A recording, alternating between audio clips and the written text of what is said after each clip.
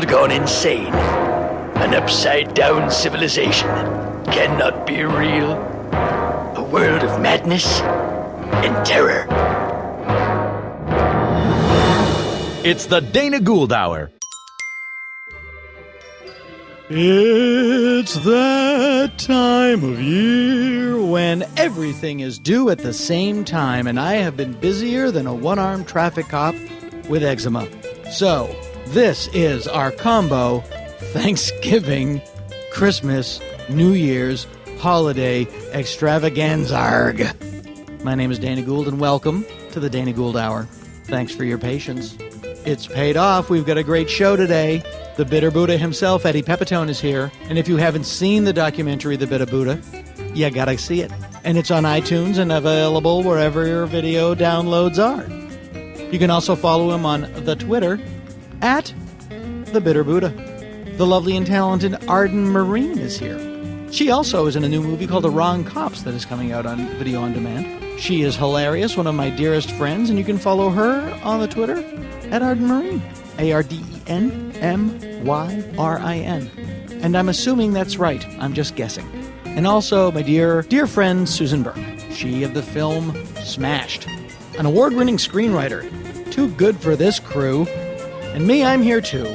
Why don't you follow me on the Twitter at Dana J. Gould, or better yet, see and hear my special I Know What's Wrong, available on iTunes, Amazon.com, and all that stuff. Okay, those are the plugs. January, coming up. We're going to be everywhere. I will be performing in Los Angeles with the Riot Fest, LA Riot Fest, the Alternative Comedy Festival. I'll be going up to San Francisco at the end of the month to do a live Dana Gould Hour podcast as part of Sketchfest. Dana Gould Hour alumnus Janet Varney runs that show. And I will also be in Philadelphia at the Helium Comedy Club, the 15th to the 18th. So there's all sorts of stuff going on. But really, you've waited. It's the holidays. Get some nog, sit back, and enjoy. Preferably eggnog, but I'm not going to tell you how to live your life. Oh yeah, one more thing. If you go to danagould.com, you can see little availabilities for you to donate to the show or become a member. I just want you to know I appreciate it. That is all.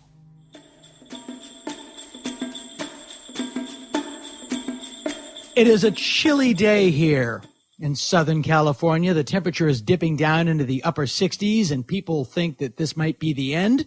Animals are panicking. I am joined at the mic by a true survivor, the Bitter Buddha himself, Eddie Pepitone. This is the sound of my voice. Eddie, how are you? I'm recovering, Dana. I'm recovering from a long bout of bronchitis. You ever get sick and after for me, about 10 days, I get sick of being sick and sick of telling people I'm sick. And Yes. then I start getting self-loathing about it. Yes. That, well, my immune system sucks, therefore I suck. Right. Sure. Naturally. Yes. It was like a nagging thing. I am my body. Yes. And I have friends, I have very gentle friends who are like, just let yourself heal. Because I'm always like, well, I got stuff to do, I got to do this and that. Let yourself heal, Ed. I love that they're considered pussies. Well, no, there was a period in my life when I had my first bout of, let's call it cuckoo-ness, where I wasn't really into, I was really into alternative medications. Acupuncture. No, I love acupuncture. Acupuncture does a lot of amazing things for certain things. This is for mental issues, panic and anxiety. And what I found with those people is whatever your problem was, they were the people that could fix it. If you went to a foot reflexologist, thank God you came to me. Insomnia can be treated with proper foot reflexology. Or if you went to an acupuncturist, thank God you came to me. Nothing cures insomnia like acupuncture. I ran into that with a chiropractor who it seemed like everything was related to the spine. And I never knew that. I was like, you're kidding. You mean my allergies, my this, my that is just a spinal correction? Yeah, exactly. And what I do like about World War II could have been solved with the spinal correction? That's all you need. They didn't crunch it. And that's what I do. Like, if you go to an orthodontist and you go, I'm just having a lot of anxiety, they'll go, well, get the fuck out of here. You're a science man. I like both. I mean, I go to Yeah. an acupuncturist now. I have had great success with acupuncture and certain things. Yeah. But for other stuff, pills and surgery. No, I'm all for pills and absolutely. surgery. You know, and people would say to me, you know, Dana, because I started taking antidepressants, and they said, you're still feeling the anxiety. You're just masking it with medication. Yes, Like, that's I what love- it says on the I label know. of the medication. Masks anxiety. By the way, I love that you have that viewpoint because they make you feel, when people do that, they make you feel weak. Yeah. Like, oh, you can't take. Right. In the winter, I feel the anxiety. cold and I mask it with a coat. Why do I need to suffer? By the way, I go through that stuff because what they do is they wave the carrot of, if you just stay with your pain, you will come out the other side and not have that pain anymore. Mm-hmm. And the pills will just like what do they say? They say that they'll just, they just prolong it or whatever. I got to tell you, I went to jury duty. I disagree. I went to jury duty Mm-hmm. with it feeling shitty with this bronchitis thing. I was like, I'm okay. I'm okay enough. I had Sick enough to judge a man. yeah, I had postponed it a couple of times, and sure enough, We were almost on the same. I know that would have been fun. That would have been hilarious. Sure, that would really You and have I been on the fun. same jury. 10 angry men and 2 self-loathing clowns. A Lee J. Cobb type, just who can see through us. Like he just reads our Twitter feed aloud sardonically to everybody in the room. There's a lone fan going. Yeah. The killer was like, where did you go? Well, I was at a club in Ventura. We're like, who books that? But sure enough, I got down to the courthouse, and I got into the courthouse, and I was feeling shaky. I was just feeling this fucking. There was the droning of that video that says, "We live in a democracy." Oh, yeah, sure. And Seen it. yes, and just the whole thing. I started getting a panic attack, and I'll tell you, if I didn't have Klonopin on me, Yeah. I would have had to. Like panic attacks. Sure, yeah. I have to lay down. Yeah. Can you imagine laying down amongst all these yes. disparate strangers in a jury room? They would tase me because I would be saying shit like, I just need someone to talk to. There's no truth. There's no truth. Truth is objective. I want to send everybody to jail. We're all guilty. My fear of being on the jury was not judging a man incorrectly. It was like, what if I have to poop? Do I have to raise my hand? Oh, yeah. The whole court Yeah. will know I have to poop. You have like a pan under your chair, like just your chair. There's all kinds. Trucker's You have buddy. snacks, like the anxiety guy. He's got snacks. You're able to take texts because you're busy. Like Yeah. that's your qualification. Look, I'll do it, but I got a lot going on. Yeah. I'm very super No, busy. being in the jury was a lot like writing The Simpsons. You know, you go in the morning, you're just a number. Is that right? Yeah. And you just sit down in the chair, things get going, you tune in, you tune out. You were get on lunch. a case, huh? I always get. I was on a dismissed. murder trial, dude. Holy shit. Yeah. Can you talk about that or not? Yeah, it's over now. You, that'd be funny if for life, Yeah. even though it's been in the papers and the news, Yeah. you cannot talk about it. I heard you're on the Manson jury. I don't know. By the way, Charles Manson currently engaged to get married No way. to a 25-year-old gal.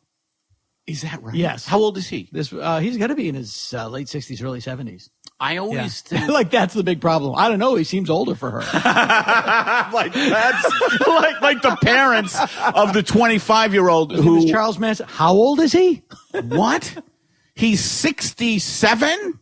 Yeah. Absolutely not, Millie. It was reported in the New England Journal of Bitches Are Crazy. No, it's true though. He's like engaged to be married to a young woman.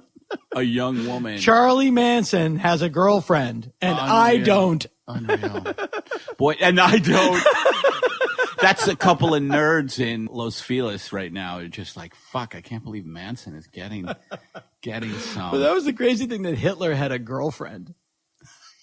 And Manson, I guess, has that aura of, he had a good run. When was it? It was back in, when was Manson's Late run? 60s. It was the late 60s Yeah. at this point. Punch used to wear Manson T-shirts. Like in it was- what kind of way? Like they like, were a I'm so badass? cool. Yeah, like, if what you would want- the T-shirt be now? Because we don't have that many. I don't know. We have but a weird yeah. take on everything. You go Mine to is a- just Klonopin shirt. Klonopin shirt. A shirt made of Klonopin. I have a Klonopin the size of a brick of Hod. And I will just keep it, and I'll hit it in my car all day long like a deer at a salt lick. I'll just, Klonopin's the size of Susie Q's. Did you say you have an obsession with that trial a little bit? Not obsession. I find it fascinating. Fascinating. Well, it is an interesting thing in the sense that it combines everything in L.A. Like there were famous people killed. Yeah, the Beach Boys. It involves everything I like. Murder, the Beach Boys. Hold it. How were the Beach Boys involved in that? Oh, because Dennis Wilson, the drummer for the Beach Boys, befriended Charlie Manson before the murder spree, and they stayed at Dennis's house for a while, and Dennis was going to get them a contract with Brother Records, which was the Beach Boys record label, and it fell to the head of Brother Records, the Beach Boys' friend Terry Melcher, to tell Manson, no, this isn't going to work. Did Manson have a band? And then Manson, no, but he wrote songs. He was a songwriter, and he flipped out and left a bullet in Dennis Wilson's mailbox, and that was like, okay, we got to get rid of this guy. And it was up to Terry Melcher to say, sorry, Charlie, you're out. And then Terry Melcher sold his house to Roman Polanski. Oh, wow. And Charlie was, even though he knew that Melcher didn't live there any longer, was in his own cuckoo mind sending a message to Terry Melcher. Yeah, sad. Shit. Very sad. Wrong place at the wrong time. I'll say. Yeah. That's why I don't own a home. That is the definition. That is the definition if you find yourself at a party where people are suddenly, everyone's getting murdered, and you're just like, boy, wrong place at the wrong time or what? I catch every red light and this.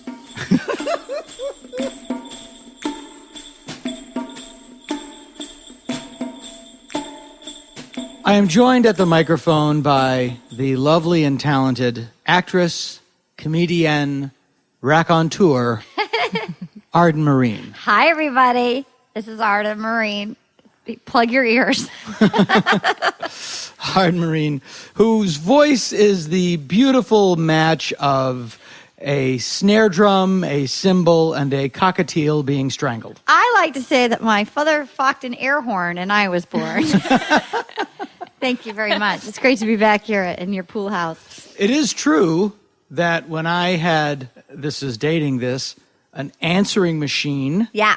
With a fax machine connected to it. Last year. Yeah, which is like saying that when I had my buggy hooked up to my pony, that you would often leave voice messages for me that would initiate the use of my fax machine. I'm going to tell you the truth. This is still a day-to-day occurs for me. Well, I don't initiate fax machines. I will call people, and it'll just keep erasing my message. Because if I get excited... You sound like the three. I sound like the three. So I laugh, or I go, and then it'll be like, beep, message erased. And then I start leaving it again, trying to be quiet, and then I'll laugh, and it'll erase it. And then by the end, I'm like, fuck! Like, this is Arden! Like trying to... And then you sometimes have to call back, and then it looks like I'm stalking you. Yeah. That happens. That happens a lot. We are also joined by the very funny and talented actress, comedian, and screenwriter. She co-wrote the film Smashed that Aaron Paul starred in and that won an award at Sundance. Yes. Won the Butchie. Susan Burke is here. Hi. This is me. What I hate is when I'm in the middle of leaving somebody a voice message and then the machine cuts me off and says, if you are finished, press 1. If you'd like to continue... No, I'm not finished. I was still talking. I get cut off. I get cut off daily. I get cut off, and then I look like a stalker because I have to call people back because it hates my voice sounds like a 3. Or when you call a company and it says, if you'd like to speak to someone, press 1. No, I just called. Just wanted to make sure you were still open. I'm all done.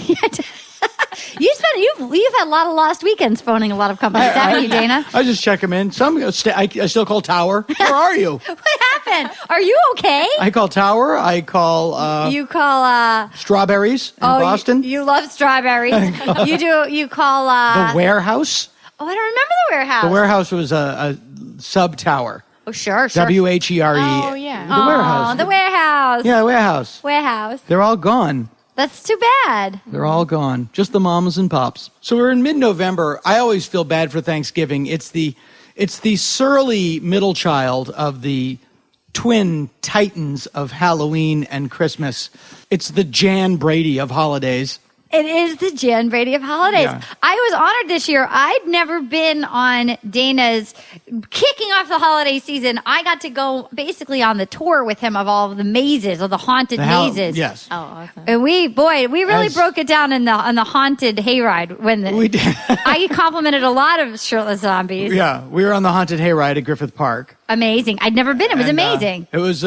But this one particular maze, they hire it's very elaborate, and they hire a lot of ballet dancers and Cirque du Soleil people. It's like, God, these zombies' abs, I'm humiliated. Yeah, that was, I was screaming at them that I hated my body. Yeah, these zombies come swarming onto our hayride, and Arden just goes, I hate my body. You have such nice abs. Well, I have abs like that when I'm dead and a zombie. There's nothing like that for Thanksgiving. No, I like a nap. I'm not going to lie to anybody. I enjoy a nap. I like a drunk uncle if it's not my uncle. Or a drunkle. I like a drunkle. That's the name Yeah. of my band. The drunkles. I like a The nap. drunkles and the cankles are playing together. The Drunkles and the Cankles. It's a lady band. That's the lady. It's a lesbian power band. I don't understand sports. I don't understand football, but I love napping in front of a football game. The roar of the crowd makes me feel like I'm doing really well. They're cheering for me as I nap. I think it's interesting that the holiday based on gratitude does such poor business compared to the two on either side of it that are about getting shit. Yeah, you're right. You're absolutely right. Well, it's just the day before Black Friday now, which now, Black Friday starting at 10 p.m. Thanksgiving. Right, yeah. Target's opening at 8. Target's going to open at 8. But aren't you done with your family by 4:45? Get out of I it. mean, I think it's also, they sense people's itchiness to get away from their family and just go spend money or something. I went to Black Friday at a Walmart in Port Orchard, Washington. Bragging. I know. It's a pretty special. How thing to was do. it? When did You were you at the go? Port Orchard Film It was, Festival. I was at the Port Orchard Film Festival. That's where my sister lives, and I was still awake. I was watching TV, and she was like, "Oh, do you want to go to Walmart?" And I was like, "What? I guess." And there was it was like a rock show. There was people all around the Walmart, and that's Yeah. a small town, so it was people from all over the place. And when they opened the doors, which we didn't see because we were on the other side of the Walmart, everybody was like, "Wow!" Yes, America. Wait a minute, question. When you say you were still awake, what time was it? It was 3 in the morning. I like it. I like it. I was just watching TV at my sister's. I see. Port Orchard sounds like the kind of place where I would like to retire. Yes. And then on a weekly basis, solve a local murder. Oh my God, that'd Exactly, be so. yes. Well, I recently got introduced because of Pam Brady. I got introduced to Heart, which we based Hold a Hole on. I'd never seen. Which you should explain. Hold a Hole was your pilot. I did a pilot for Adult Swim with Pam Brady, who co-wrote the South Park movies and Team Right. America. It was a joy. We did it with Jason Mantzoukas, but it was inspired by Heart, and I realized watching Murder, She Wrote, and then Heart, how many murders happened to Jessica Fletcher, or these how many weekly murders, and they never cry, they never bat an eye. That a weekly, a nephew, a People niece, just a loved dropping one, dead. just getting brutally murdered. I grew up in a tiny New England town like Habit Cove As made. did I. If somebody was murdered there once a week, and the only person on it is freaking Angela Lansbury, I mean, doesn't And then that she time had- to leave? And then she had a stroke, and Yeah. they continued the show, and they changed it to No, She Wrote, which I thought was bold. Yeah. A lot of people say when they have a stroke, Yes. they call it their stroke of luck. But by luck, they mean horrible agony.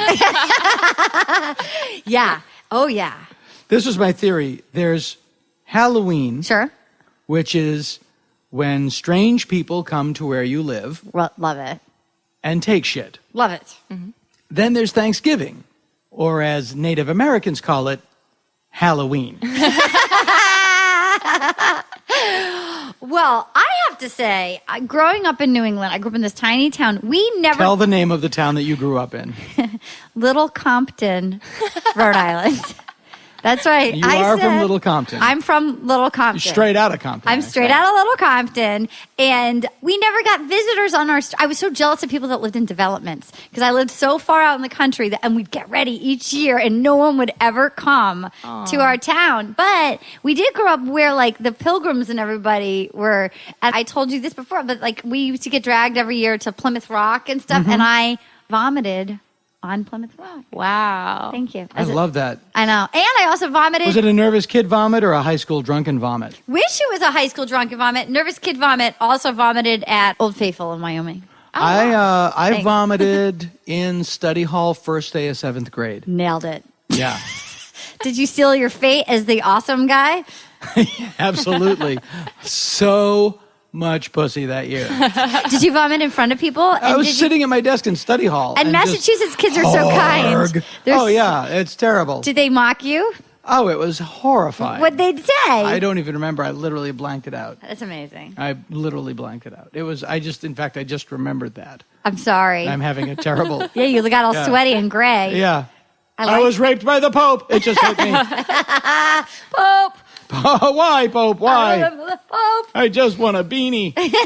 No, I will say that. I was an altar boy in the Boston Archdiocese at the height of the molestation. Nobody ever went near me. Did that make you feel bad about yourself? Always a bridesmaid, never the bride.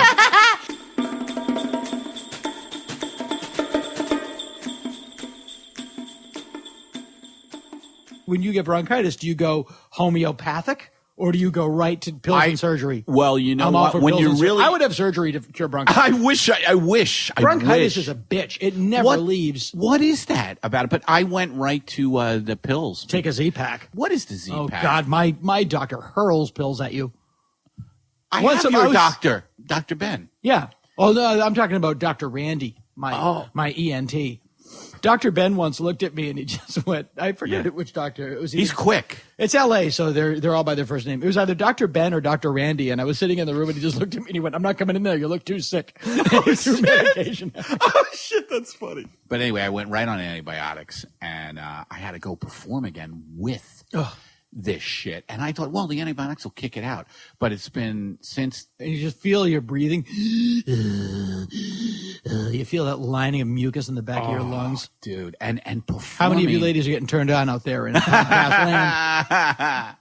Performing with it, like I ignore it when I'm on stage. Like I just Yeah, it like, goes away you go 'cause your right adrenaline, through I it. think. Yeah, Yeah. You go right through, and then it wasn't until I got back to LA where I was like, "Holy shit, I need to just rest." And nothing is worse than being sick in a hotel. Oh, I remember I was in Minneapolis, Minnesota, which is one of my favorite towns, and there's a great comedy club there called Acme Comedy Club. yeah. In this yeah. instance, I was playing at a club that has now been renamed something else. It was Crackers or something you put in soup. It was at the Mall of America. Oh wow. Yeah, which is just a wonderful place. Well, like I was at Foxwoods sick. Yeah, you're in a casino sick, and I had stomach virus. I was literally like drinking Pepto-Bismol on stage, and Instead of and- a water or a yeah, drink, I just you like have I hope I Pepto? don't boot all over you.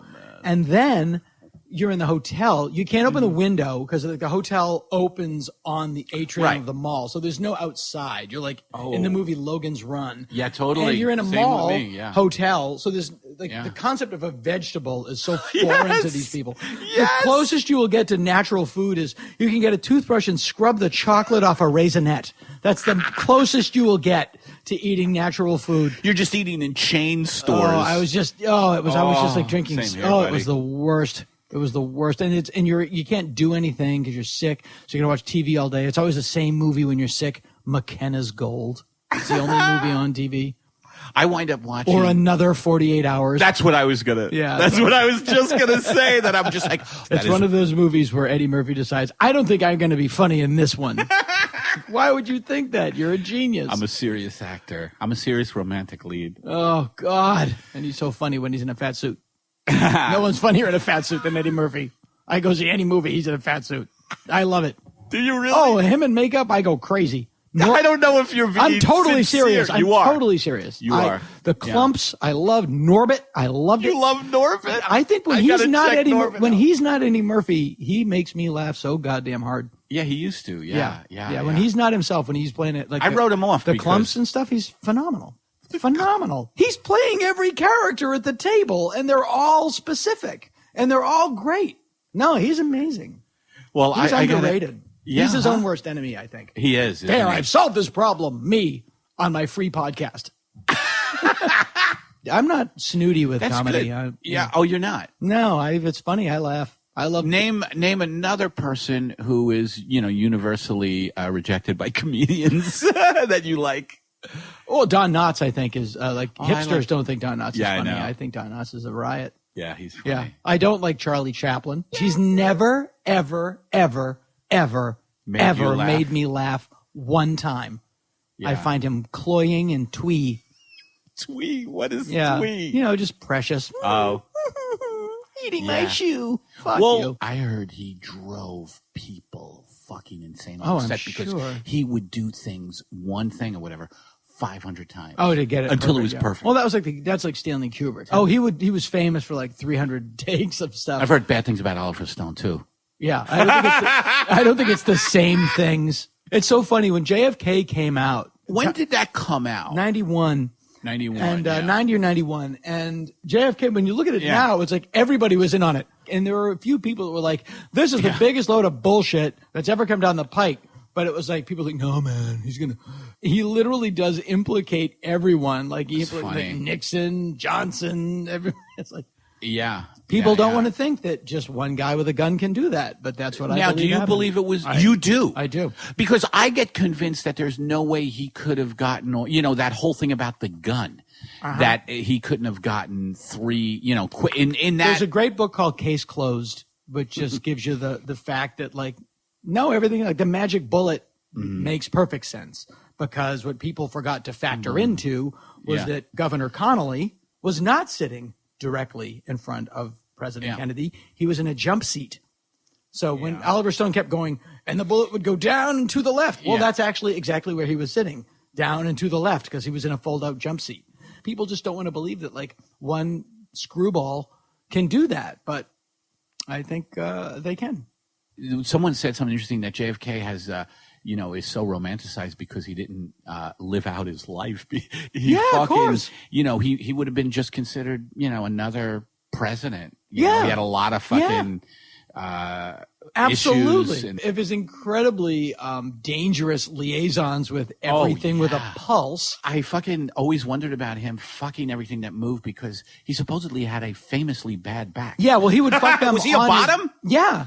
He would fuck them on his back. Oh, he would? Yeah. Oh, that makes perfect Yeah, sense. Bad Back Jack, a 2-minute man, according to James Elroy, who has supposedly heard the tapes of Jack boning Marilyn Monroe No at way. Peter Lawford's beach house.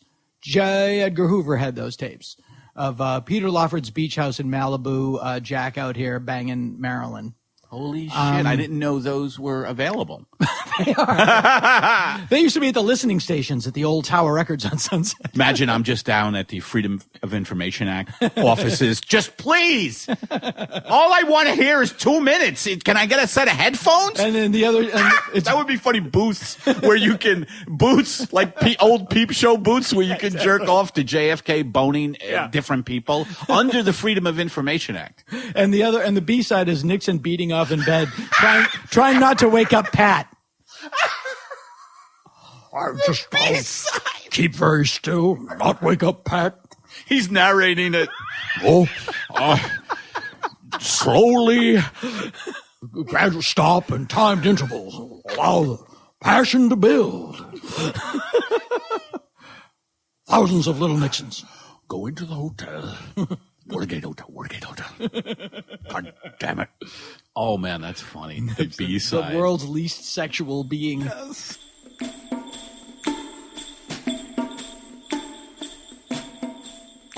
Question: what was Thanksgiving like at the Gould household? It was like every other day. It was a lot of alcohol, Sure. a lot of sports, and just literally for me, I was the youngest. Well, I have a younger sister, but I have 4 older Janice? brothers. Yeah, the lovely Janice Gould. It was just a drunken people yelling at a television and somewhere in the background stuffing. Yeah, And yeah. I would just remove myself Yeah. and do something related to Star Wars until it became something related to masturbating to something stuffed into a Star Wars notebook. That sounds about right. That Yeah. sounds good. Did you masturbate to Princess Leia in her bikini? Oddly enough, I masturbate to Carrie Fisher the way she is now. As a child. Yeah, that was my only psychic ability. Was I could see what Coke would do to people. Young Luke Skywalker, old Luke Skywalker. Old Luke Skywalker looks like young Luke Skywalker with an aging disease. He now looks like George Takei. We don't fuck, but we do wrestle and blow each other. That's what he says on Howard Stern. Oh my God, are you serious? Yeah. About who is he doing this He with? was talking. Howard was asking George Takei about his sex life with his partner. Yeah. And he was like, "Not all gay people have anal intercourse, Howard. We just simply wrestle, and then we will have oral sex."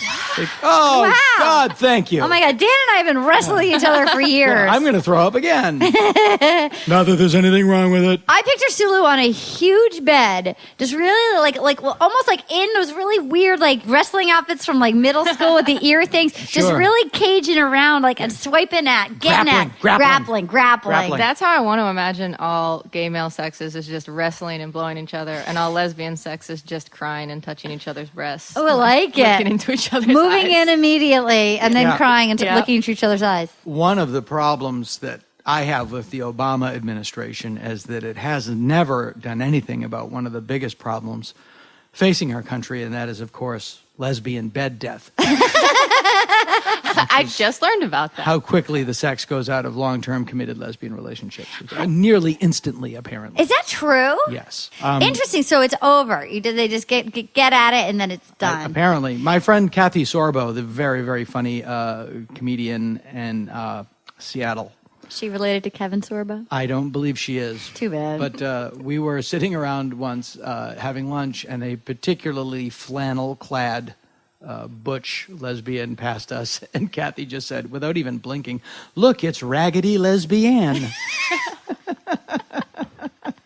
That's right. It's just... Now, Susan, you've had some eventful Thanksgivings, haven't you? I have. Some people burn the turkey. Is that what happened to you? No, well, it was actually last year between Thanksgiving and Christmas. I kind of burnt my apartment down. You did personally? You personally? I personally. Well, it wasn't on purpose. It wasn't. It wasn't an act of arson. It was. I am a cigarette smoker, and we used to smoke inside of our place. Don't anymore for obvious reasons. And we also have cats. So I had smoked a cigarette. I thought I had put it out, and I had put it on an ashtray and set it on a dresser, and then. My now husband, then boyfriend, and I were taking a shower together, but like an efficiency shower, not like sexy. Nice. Jerking it. Nice. I am of course imagining George Takei and Carrie Fisher. So you guys were Wrestling. wrestling. We were And wrestling. Your neighbor was hosing you down. Hot. So this is hot. If you think like, oh, there's a fire, at least you weren't naked, but like, ooh, there was a fire and we were naked. I got out of the shower.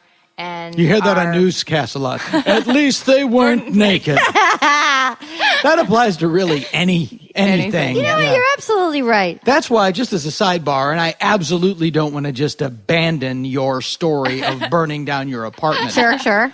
Whenever I'm in a situation like where I see people out in public in flip-flops, Yep. Yes. it's just like, what if there's a disaster? What if this plane that you're on, that you're wearing flip-flops on, Yes. or if there's an earthquake and there's a lot of rubble and you're in flip-flops, you're just detritus. You're on a plane. What if there's a disaster? You're going to want your feet protected. Yeah. You know? I travel with I travel with a safety kit in the trunk of my car. I always have very, very sensible clunky shoes on. I noticed you were wearing Cuban heels, and I was wondering about that. But you want to look stylish when the rubble comes. I wear work boots or beetle boots. I just pictured you in a white Speedo and beetle boots and a little tiny vest. A little tiny vest. Wrestling and Rob Cohen. and a bouquet of balloons. That's your album cover right there. And by that I mean your sensitive 1970s guitar ballads. Yeah, my album, Afternoon Moods. With afternoon dudes, and where you wrestle and you blow. Afternoon moods with afternoon dudes taking afternoon lewds. Okay, so you burned your house down. How did you burn it down? I guess I didn't put my cigarette out all the way, and I'd set that ashtray down. Apparently. Apparently not. You just gave it to the cat to hold it I in his just mouth. gave it to my cat. I think what happened. Cat was writing a sad story and playing the harp.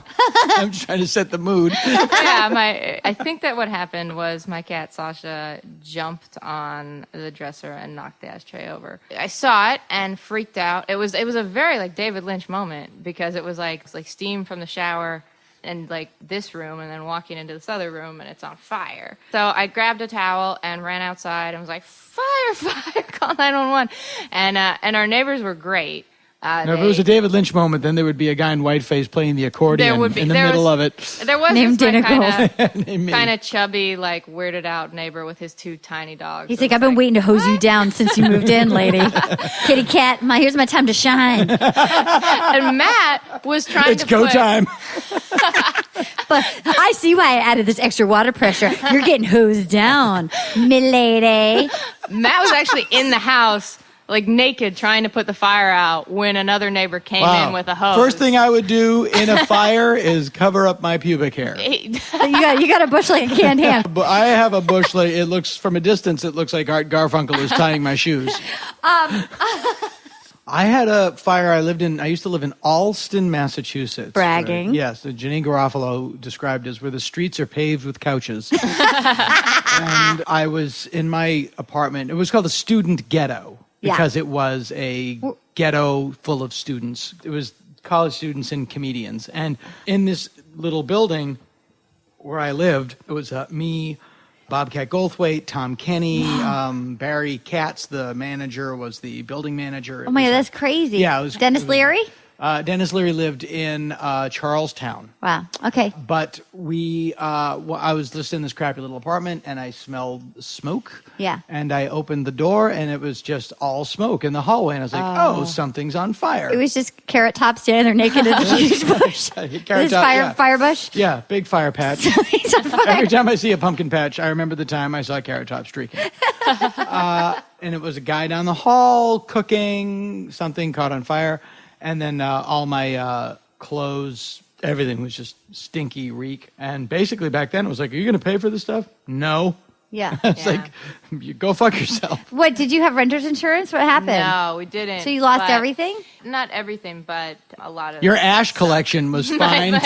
Your collection of charred furniture is still great. In fact, it's gone up in value. Yeah. You've really nailed it. Now, so the fire department comes. The fire department came. They douse everything. Yeah. Did any other apartments get fucked up or no, just yours? Thank God. Yeah, that's good. It I don't was know how just, that works. It was just basically one wall. It was just a lot. It was just very scary looking. Yeah. So it was my dresser and everything like sort of between the dresser and the bed. Somehow, like our bed survived, which was crazy. Do you hate the cat that burned down your apartment? No, I love her, but she She doesn't love you. You know she doesn't love you. She actually texted me saying that she didn't want me. She tried to murder me.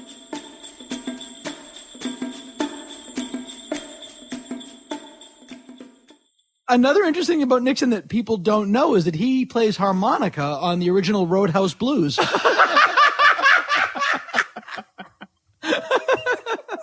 Just randomly incorrect facts about the presidents. Yes.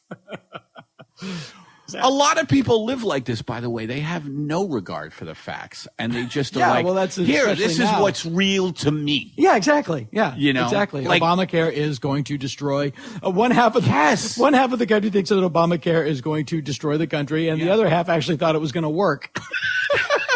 I was one of those people. There's a lot of I don't even know. ineptitude from the Obama administration Yeah. about how it worked. The other aspect of it, and people so don't care. Yeah. The plan was that all of the states would have their own exchanges. And when all the states with the right-wing governors said, well, we're not going to do it, then the government had to do their exchanges, and the website wasn't built to handle that much traffic. That's, Oh, is that right? it could work. It took Social Security didn't work when it hit the ground. That's right. running. Yeah. Who knows? He's getting a black eye from it. I don't know if you can say that about him. I don't think you can. I think that makes you racist. Let's edit that part. How dare you? I find the Yeah. thunderclap of silence from Fox News about Regarding- George Zimmerman now that he threatened a white woman. It's he's like, yes. He is I don't follow Fox News, by the way. he is a reverse chameleon. If he shoots a black kid, he's white. If he attacks a white woman, he's black. It's fascinating. That is one of those things that is justice. It's sort of like how OJ kind of got. It is funny. They do come around. OJ It comes around. You talked about Watergate. Nixon did not have to go down because of Watergate. He didn't go down Because- into jail. But no, his presidency could have survived it. If he had just said, like, I don't know what's going on, guys. You're on your fucking own. He wanted. He would have survived it. He wanted to be what do you call cleared? He wanted. He had a big ego, man. Oh, yeah, well, everybody who is the president of the United, nobody runs for president without being a fucking cuckoo bird. But Nixon, it's like being a comic. It is. It is. Comics have a lot more responsibility. But Nixon actually couldn't keep his hands off it. Like he kept, somebody said this, and this is not my observation, it's somebody much smarter than I once said, he pulled it into the White House. It's like he was bringing people in. Here's what happened. Here's how you testify. This is what you say. And the thing. Control. Yeah. And the thing that brought him down was he told the CIA to tell the FBI to stop investigating the crime because they were going to uncover an important covert operation. Jeez. And that was kind of the thing that really popped his Is cork. that right? If I remember correctly. It is fascinating. When I lie, it's like, well, I'm just going to Trader Joe's, and I wind up not going to Trader Joe's. But I stick to the Trader Joe's thing. Yes.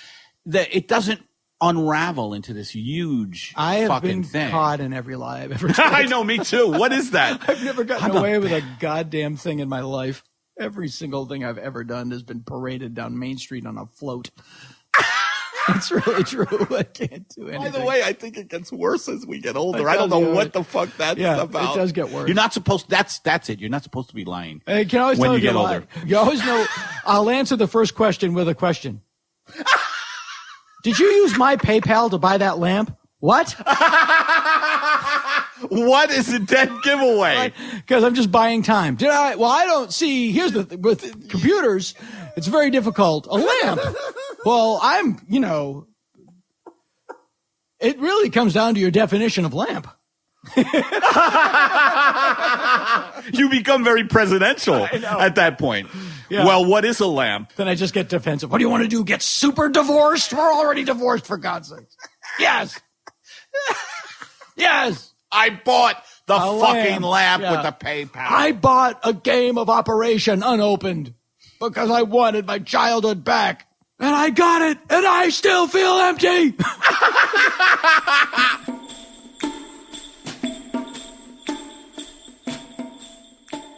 There are certain things that I would just find funny.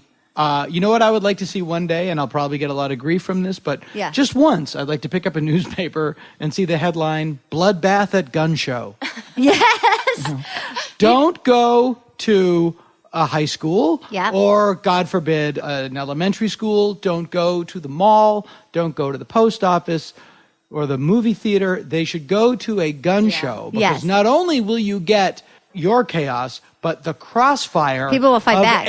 You'll be surrounded by people who have been living for this moment. Yes. And everyone's just going to shoot all over the goddamn place. Have you ever been to a gun range? Yes, I have. I've fired a gun repeatedly and often, several times at my own head during times of stress and despair. I did not like it. First of all, you hand them your license and you can get handed an automatic weapon. Yeah, you can blow your brains right out. No one should ever hand me a gun. I should never be handed a gun. I fired it once and I was like, I don't ever want to touch this thing.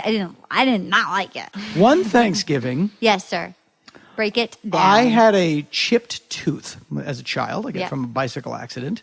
And, 70s, if you had a chipped tooth, well, certainly where I grew up, you had a chipped tooth. Yeah, that's the deal. You didn't get it fixed. No. You just had a chipped tooth. Sure. So for 1975, I had a chipped tooth, front left. And then on Thanksgiving, something happened that exposed the nerve. Oh, my God. And I just remember it hurt so much. I just lied down on the floor of my room until Monday when I went to the dentist. And then only now I think, maybe they could have taken me to the emergency room. No, they had turkey. They had leftovers to eat, Dan. I bet there was something that could have been done. My other story, very, very similar, and I don't want to turn this into a therapy session. When I was 9 years old, I broke my collarbone, went running into the house crying, and I was taken to the hospital the moment the Bruins game finished. Oh my God! And you broke it right at the start of the game. Wasn't it during the national anthem? Yeah, literally. Sat in the kitchen, bawling Oh my until the God. hockey game. That is so. Maybe it was just kind of like a 70s thing. Like I think it's like parents a didn't 70s lose their New shit, England. so- Yeah. Yeah, New England. It's like they Who just won parents the game? didn't- the St. Louis Blues. I remember it really So it was a bad day. clearly. Yeah, I was like growing up in New England, like there was just a real like I knew how to make like a Bloody Mary, like Yeah. for the guests. I had a rubber stamp in second grade that was I like put it on like some people have like little stars or little things that they would with an ink pad. Mine said extra dry beefeater martini on the rocks with a twist. And I remember my teacher was like didn't like it. And I remember thinking this is the greatest stamp. But then part of me was like, which relative of mine took too long to make this special So request? Who actually requested? Who had this custom made? My parents had these friends, John and Clara Saperchi, and they had a bar in their house called the Silver Fox Lounge. Clara was first generation American. Her parents came over from England. Yeah. So their whole house had like Dickensian Hummels Love it. I all love over it. the place. It I was love just it. like a little touch of blighty Yes, I love down it. in Massachusetts. Like if it was Sunday before the Blue Laws and the bars were closed, they would go to the Silver Fox. We're going Silver Fox, and it was like a bar. Oh my God, and I they love would just it. go Oh my and, God. and I love that it was called the Silver Fox. the Silver Fox Lounge because John had Oh, he was the Silver John Fox. Saperchi looked like Peter Sellers at the end of as Dr. Strangelove. That's When he amazing. walked Oh, around. wow. Really funny guy. I really like John Saperchi. He was a really funny, nice guy. I liked him a lot. That sounds like a Key Party ice storm Yeah. moment. Yeah, there's no fucking just getting drunk.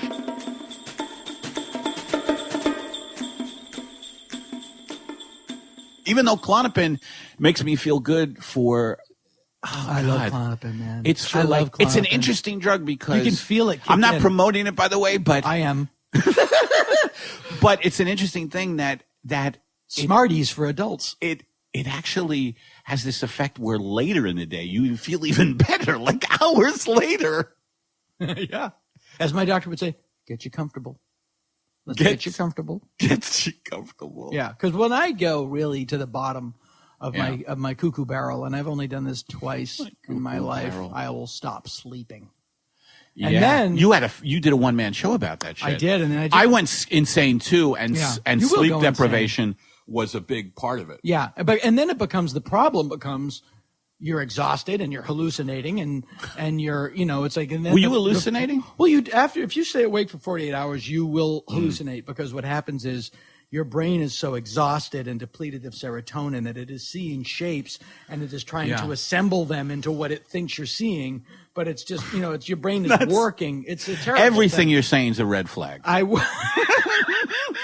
By the way, I almost got a panic attack when you describing the brain. It's seeing shapes, trying to figure out what those shapes are. And I was like, oh, geez. This, by the way, now that I'm single, is my pickup maneuver. So the first time I went crazy, I can make any robot out of paper towel tubes. Where are you going? I hear there's just a. Don't you like sex? Chasing her out of a bar. Don't you like Don't sex? you like sex? It's been clinically proven that crazy people have better sex because they have no boundaries. I just They have no boundaries. I just want human sex. When you Google anything, you can find what you're looking for. And when I had a panic attack in the jury room, I Googled. You had a panic attack in the jury room. I love it. Yeah, I Googled stress in America, and I found a website that said there is a pandemic of stress in the United States right now. Like just people going, there's so much stress in people's lives these days. Yes. The Uncertainty busyness, and- the economy's a huge Stressor. thing for people. They're just, people are having families, then they can't get fucking jobs. Yeah, The Walking Dead, really, it's just The Walking Dead where if it was real, it was just all the zombies would be on the phone with their bankers. Yes. I can pay the water bill or the light bill, but not both. Is that what you're telling me? Exactly right. 4 zombies living in a 2-room apartment. If you call that living. The zombie wing of the bookstore is getting bigger and bigger and bigger and bigger and bigger and less and less and less and less and less interesting. Even though I did hear the guy who wrote the player, what's his name? What's his name? Anyway, he wrote a great fucking op-ed in the LA Times about the popularity of zombies and vampires because we're fucking just numb. Yeah, no, I think Fucking- that's true. Really? Yeah, I just think it's like, yeah, sure. Well, there was, and also in times when people feel really disconnected from society or culture, or they feel that they can't affect change. I think that there's something about zombies. I know that like the Night of the Living Dead really resonated with people around the Vietnam War. I think that there's a they certain couldn't affect any sense of powerlessness, and that Right. people are just disposable, and and there's just a sense of dread, an overwhelming sense of dread. Do you feel dread during the day? That I feel constant dread. I do too. I wake up in the morning and I feel dread, and then I have a light breakfast. I get the kids to school, and then I fret, and then I try to. It is unbelievable. I gnash man. my teeth for a while, and I worry, and then I go back to fretting, and then I feel dread. I just love the people who don't feel any of that shit. The people who like go through life going, no, I'm everything's good. Yeah, Jake Hale, man, just keep living. Yeah, everything's Everybody's good. Matthew McConaughey. I'll tell you what I do. That's my idea of The Walking Dead. It's just a bunch of people happy, like, yeah, it's cool, man. Oh, here's another. That's why I hate New Year's Eve, because it's The Walking Dead of happy people. Just people, yeah, man, yeah, wow. It's a different day tomorrow. I lose our shit. have no tolerance for happy people anymore. I don't. When I hear people, I'm still in an apartment, which is Eddie, killing me. you I loathe the joyous. There are people who live next to me in this building I'm in that are just whooping. Like I hear them through the walls going, woo! And I just hate them to death. And I'm just. Do you know what they're wooing? Are they I watching, have no fucking. What if like you clue. walked in and they were just watching the sorrow and the pity over and over and over? Then I would respect Yeah, them. it's like, wow, you're sociopathic, but you're deeper than I thought. Like I used to woo. Like I'm a sports fan. I used to woo when my team wins. Now when my team wins, I just go, good. That's good. Yeah, That's good. Every time I fight an urge to do something that is not good for me, yeah, good. I fight good. Yes. When you fight an urge, like, good. I didn't have that. Give it up don't to I? God, and God has to deal with that bullshit. And then I'm going to die and go to heaven. God's going to go, thanks for all the bullshit you dumped on my lap. I put you on earth for 7 decades. I got to deal with all your fucking crap. Oh, man. Now I want to eat peanut butter at midnight out of a jar while Charlie Rose is on, just because you don't want to feel anything.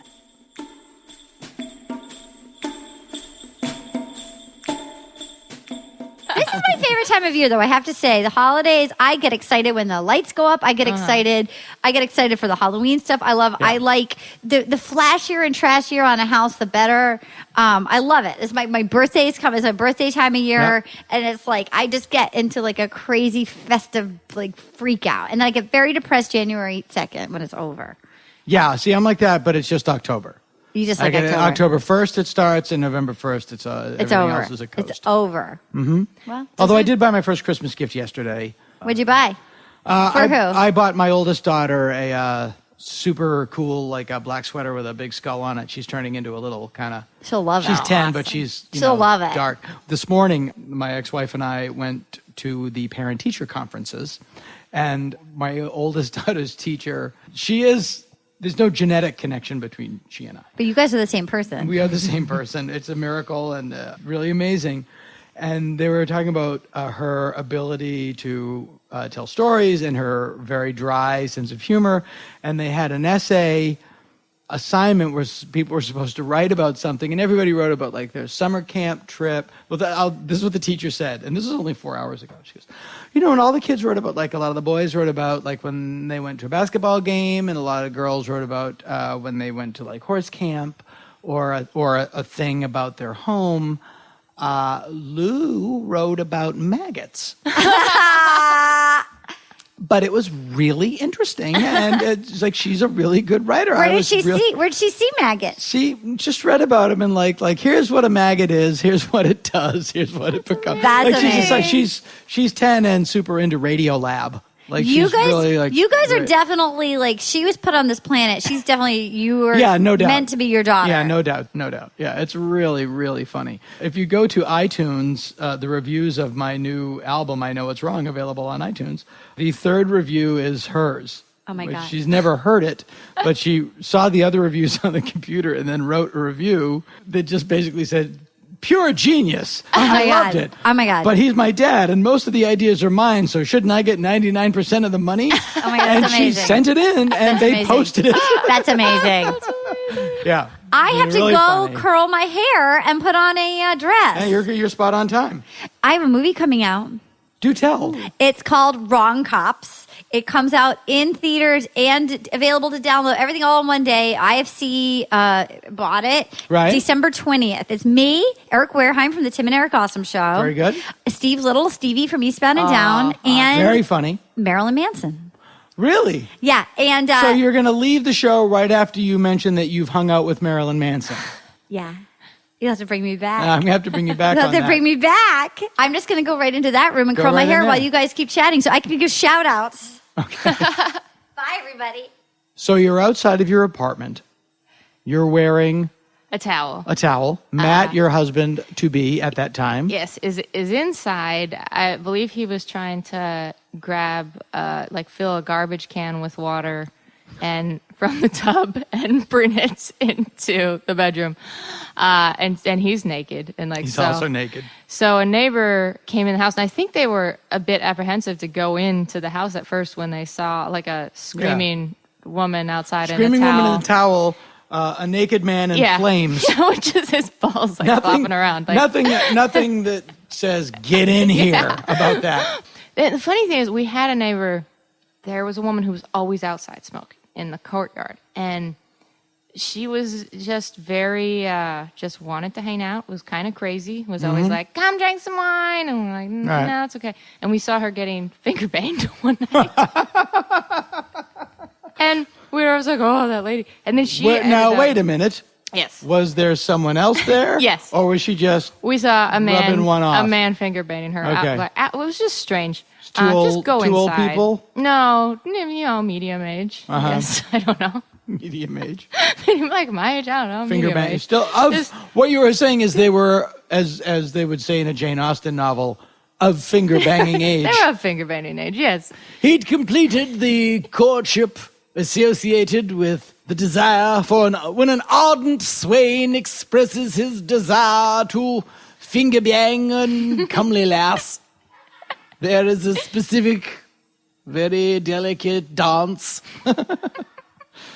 But she ended up being extremely helpful, and so I felt really bad for not liking her because I had seen her get finger banged, and Yeah. she gave me clothes. And she gave me some clothes to wear. All of them crotchless. The brand of clothing is Finger Bangease, EASE.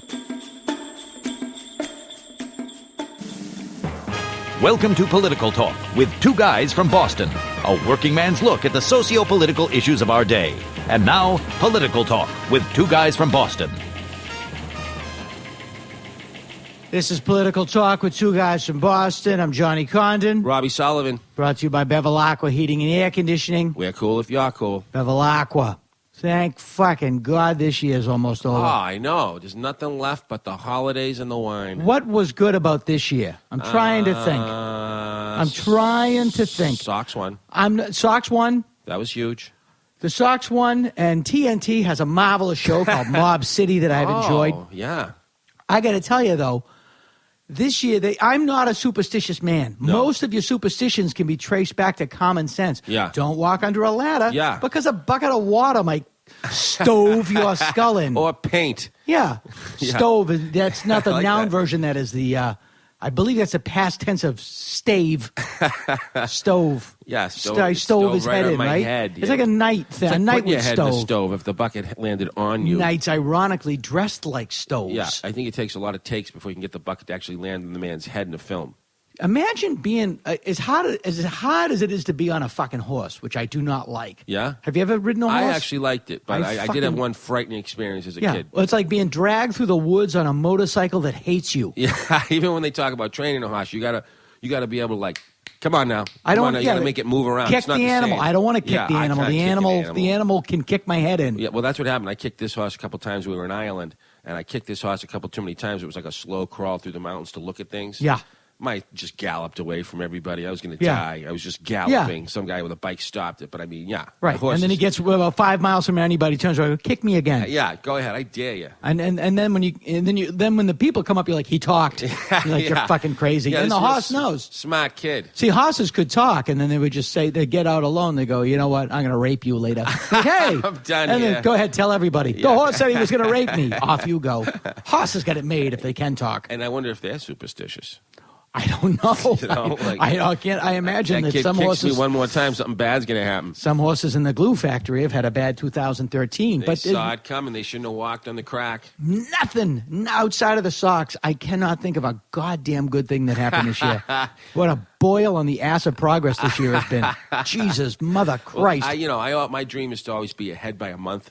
Yeah. You know, and I should probably ask him off from the universe. I should probably be saying to the universe 2 months. 2 months. Maybe 3. Try to get ahead. But I can't seem to gather a week. I'm like 3 days ahead, and I'm like, hey, this is a good year. So that's all I can tell you. I'm about 3 days ahead as I was last year. Yeah. I'd like to gain a 4th or 5th day this year. I see 2014 coming up. I cannot wait. It's even. Oh, like a cool hand on a fevered brow. Like the porcelain on a drunk morning. Yeah, this year, I don't mean to speak untoward, and I'm going to phrase this as nice as I can. This year was like fucking a lunch bag full of fish hooks. It's nice to have a house guest leave. Oh, my God. You know, they say that we got to treat all the things that come into our lives as guests in our home. So if it's sorrow or pain or misery or joy or laughter or whatever it is, you go, oh, you're a welcome visitor. Everyone deals with this. Now, how am I going to deal with you? You have been watching Kung Fu again. I love it. You are getting awful mystical. I don't have a TV, Grasshopper. so it's all YouTube for me. It's all Hulu and YouTube for you. Does anybody have a TV still? I've seen them because they're on the side of the road. But it's like mattresses now. They're couches and mattresses just left out, and you wonder if the cat did something to it. I talk about changing the channel with my hand to kids, and they look at me like I'm a caveman. That's insanity. We used to draw on the wall, and you had because you have your antenna on the roof, and you had the thing, and it was like a sonar on the. Yeah. I played Voyage to the Bottom of the Sea. At the beginning of my dad's second life after my What? parents were divorced. Yeah, no. He was like, is your father Peter Proud? No, he's living in a different house for the first time, and I remember going there and lying there, and the two of us in his bed, lying there watching Johnny Carson, and him saying, "Oh, turn the volume up." And I'd be like, "Well, how do you do it?" And he's like, "Well, the control doesn't work anymore. So you shake this can of pennies." And it was a tennis ball can. You'd shake it with pennies, and the volume would go right up. How did he figure that out? I have no idea. How did he figure that out? I call that flirby. Anything that's a little weird, like soggy toast, it's a little off, but you just deal with it because you got no time. What was the trial and error that went into? I can only imagine before he landed on a tennis can full of pennies. He came home, emptied his pockets into the thing, and the volume went up, and he went. I tried making chocolate chip pancakes. That didn't work. I knew this TV was going to work out. That's what I always thought about. They say when you get attacked by a bear, you're supposed to stand still and make yourself appear large. I just heard today that in California they had this birthday party, and a bear showed up at the birthday party, and all the kids were not like a hairy old gay man, like a real bear. No, a hairy old gay man. Yeah, no, a bear. Wilford Brimley showed up, not gay, and I don't want him angry at me. He's wondering if there are any spots in it. Yeah.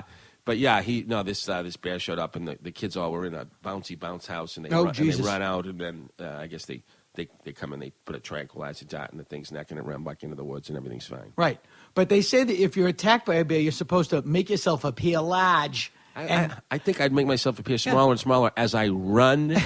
With no abandon. How did they figure that out? Who did that idea? Well, we tried singing to the bear. Let me try this. One guy in a wheelchair. We tried singing. Another guy with no arms. And tap dancing. Another guy. I tried magic tricks. If you don't have the do-re-mi. They're singing Woody Guthrie to the... Yeah. The bear, oddly enough, likes any music by Chic or Gary Newman and Tubeway Army. If you're attacked by a bear, frantically start singing the song Cars. Yeah, don't go into folk. They hate it. No, go into like an early new wave, Here in My Car, and bears just love it. They love it. Yeah. Any album Newman, reminiscent of the Bowie album Low. Blondie. Give me something. Any late 70s, early 80s album that sounded like it was recorded in Berlin. That's actually bears a really go good idea bananas. for a video. Where on Blondie old song, and then you just see the bears like, hey, wait a minute, I'm going to dance. Like every cop in every video where Right. at the end they're like, I'm angry, I'm angry. I don't feel angry. This song's infectious. Exactly. Or if it's a movie, it's like, I feel good. Diddle, diddle, Hey, diddle. wait a minute. Yeah. Oh, terrible. I don't understand. When you get it, there's a whole book about like what to do if you get attacked by animals. Could you survive if you got lost in the woods?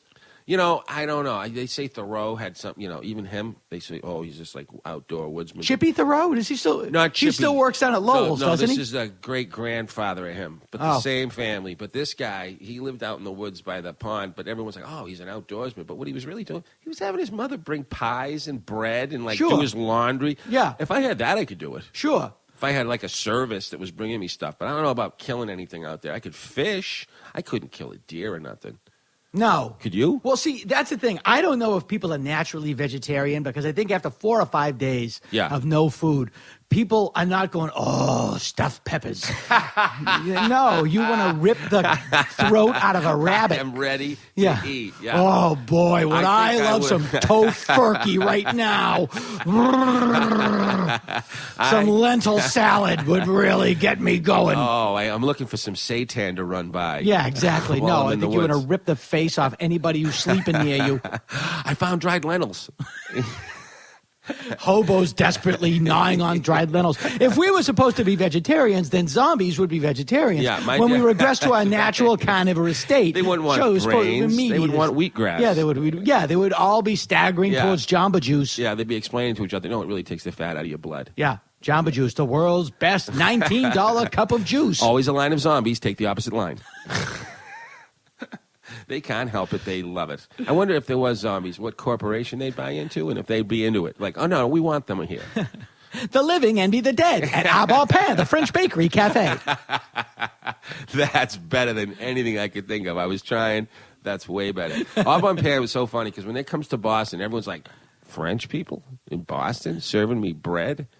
I'm not doing that. But then some girlfriend goes, oh, let me run in there for a thing. And you're like, oh, you're going to get a thing? All right. And you go in and you go, hey, France is here.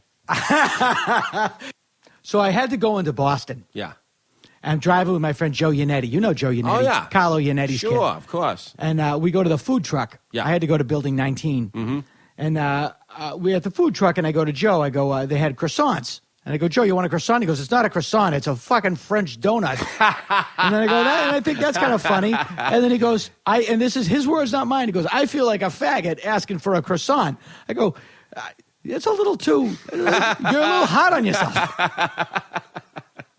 And you're That's go awesome. easy on yourself. Yeah, that's awesome. It's just pastry. Because you and I have talked about gay people can do whatever they want, but the idea that they're Oh, gay guys get it made. yeah, You know but what you they- never but hear highly is cultured. Ugh, That's kind of funny. It's like no, those are the cultured people. Yeah, I don't know. I know a lot. I know 100% of the people I know are straight people, and in their marriages, I don't think anybody's ever heard. Hey, you know, it'd be a great thing to do right now. What if I blew you? I bet gay couples say that all the time. Power's out. Well, we better blow each other. I don't know. I can only It's like imagine. power's out. They blow each other. Then they wonder, do we have flashlights or matches? Yeah. Did they get that out of the way? Yeah. And with a straight couple, the power goes out. The first thing you hear is, "What did you do?" I don't know. I willed a truck to knock out the You transformer. better write that script. That's a fun sitcom right there. I like it. What did your dad say this morning when the car wouldn't start? Oh, I might say I'm over at my parents' house this morning, and I go in for breakfast because I didn't feel like cooking. And the true story, by the way, true Yeah. story. Well, your mother always has fresh eggs. My mother always has fresh eggs, and she loves to make toad in the hole. She's awesome. Toad in the hole. You Oh, cut my a hole God. in a piece of bread, And my mouth's watering. and you put the egg in it. Yeah. I never do it, but when she does it, I'm like, I don't know why I don't do this. My niece and my nephew were over the house. Yeah. My brother's kids. Right. And my mother makes them toad in the hole. My hand to God. The kids go, Nana made us glory hole. Now, what I want to know is how the hell do they know that expression? And no, she did not. I don't think they do know it. In fact, I think it's new to them. it's the polar opposite of a glory hole. This has runny egg. They're thinking, oh, huevos and rancheros. I never heard of it. That's wonderful. And you're picturing a hole in a door. Huevos rancheros, of course, Spanish for eggs of the ranch. Them are good. I don't think I had any until I was I in my can't eat late Mexican 20s. food. It gives me the trots. Oh, is that right? The El Trotos. The old green apple two-step. Oh, yeah, That's the green not apple good. two-step. Not The good. Hershey squirts. Yeah, it isn't good. Many analogies for shitting. Yeah, immediately when you say it, I never get them. So what could happen for you in 2013? You know, I got to say, I made some, what did you call it? Kung Fu. I had some Kung Fu Yeah, moments. you had some That's Kwai Chang Caine I moments. really did. I just had They a were couple beautiful. of... Yeah, because it started to teach me to... You know, it used to take me 48 hours when someone would say something to me, and I'd be like... I don't know what to say, and I'd say the wrong thing every time. And I'd Sure. make amends for it. Over this year, I really swear, and I'm not kidding you, over this year, from 48 hours, I got it down to 4 to 8 hours that it would take me sometimes to Right. process. Certain people can push them buttons on Right. me, and I'm done. And that meant, you know, that's not good. So now I got it down. I swear I'm not making this up. 48 minutes, now it's down to 4 to 8 minutes. Ah, Where beautiful. I'm like, yeah, and now my kids don't think I'm So half up. for 2013, you've changed a Y to an O. That's really all I did. That's all you did. I changed it. Before we go, what was the weirdest fucking thing you ever heard a homeless guy say?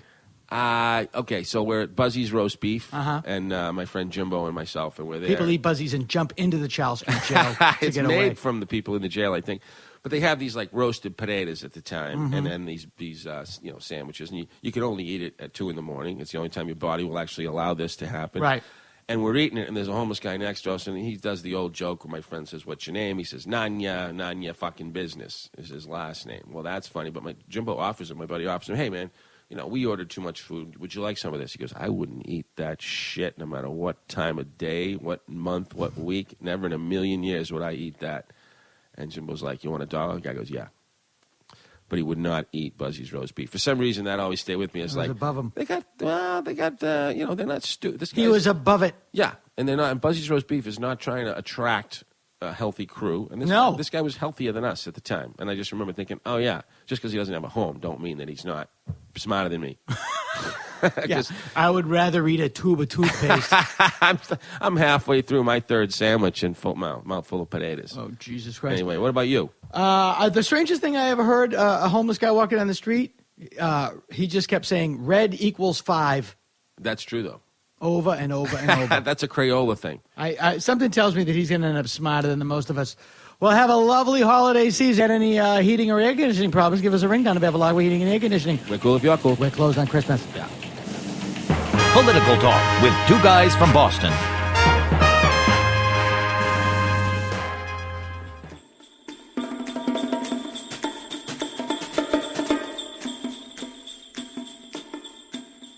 We have everything now in this system of capitalism, right?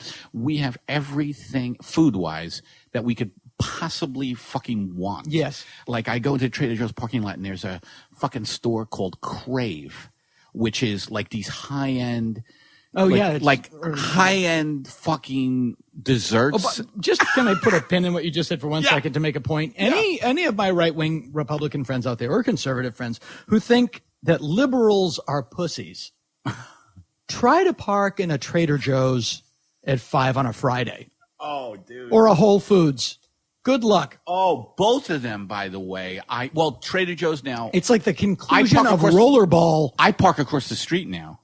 I park across the street. Yeah, you can't even get near there. In the Actors Bookshop, whatever that is. Yeah, Samuel French. Samuel French. Yeah. And I always have to buy a play because you can't park in there. Yeah. So I'm always buying Guess Who Came to Dinner. Yeah, I got or a the hatful man of who came to rain and a Caesar wrap.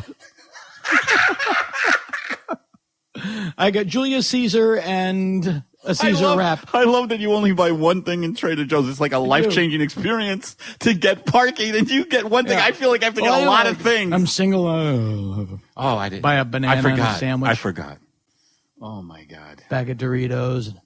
But I love that your to-do list was like, get up, light breakfast, and then fret. Worry. Yeah. Do the math, my bills versus my income. No, it's not going to. I got 12 more years and I live under a bridge. Oh, man. Everything is timed out to where I live under a bridge. It gets closer and closer. Fighting hobos for food by waving a board with a nail in it. I know what's going to happen to me. It's not pretty. Wait a minute. You're telling me you wrote for The Simpsons? Hey, Al! I did. Frank! What episodes did you write? Yeah, right. They would start. And because I liked all the John Schwartzwelder episodes. Well, yeah, he's great. What would happen if you like a really stinky homeless guy went into the mall to try on clothes? Would they have to let him? No, I guess not. It's a private. They would throw him out. Yeah. They would throw him out.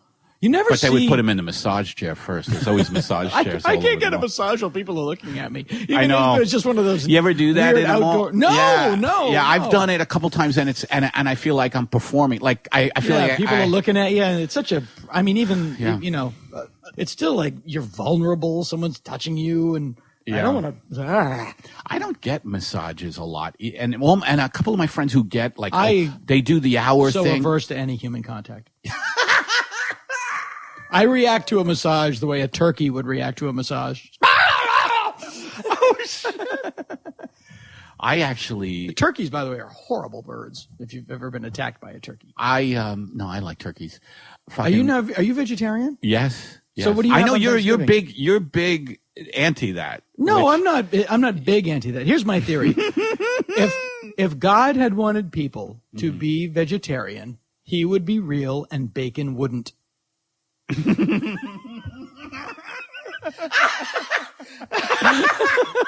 My favorite part of that is he would be real. He's a dude to begin with. God's a dude. We all know that. You just exploded part of my burgeoning belief system that there is something greater than I believe that. I do believe that. You know, I do because there's believe that. something fucked up about I it. don't believe in any pre-existing human concept of God that comes with a long list of, dress code for certain days, dietary restrictions.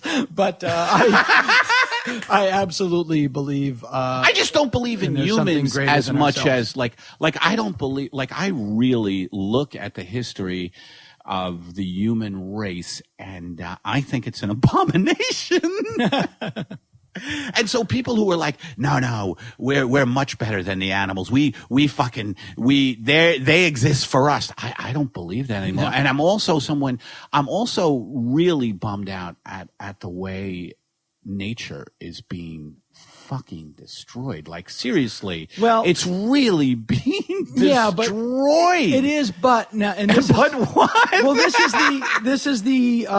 It's going to be a video game pretty soon. You're going to hike in a video game. I mean, I know. Well, there's the great George Carlin Yeah. bit about the planet is fine because all that's Right. going to happen is that we're going to abuse nature until we don't have a sustainable ecosystem anymore, and then I really we'll think- go away, and then the planet will heal itself. I agree with it's that. a self-correcting organism. I agree with that. I just feel Yeah. bummed out for the species that are getting. Yeah, well, if you have recently children, black. it's a terrible Yeah. thing. Yeah. All Like these like these- super tornadoes Yeah, and man. things. It's like Right? Yeah, it's like there's no global warming. No, everything that we said was going to happen is happening now. It just I thought this hurricane season actually was kind of like, hey, I didn't hear about any hurricane. And then sure enough, at the end of it, like the biggest the world's storm ever. Oh, yes, it is. Yeah, still it's actually the happening. storm of the century. The Stephen King it through the Stephen King book, Storm of the Century, through windows. It was that Does he have would be another- the terrible thing to get hit with one of Stephen King's big books. That would be worse. you than read Stephen That would be King? worse than Sharknado. Would be like Under the Dome NATO.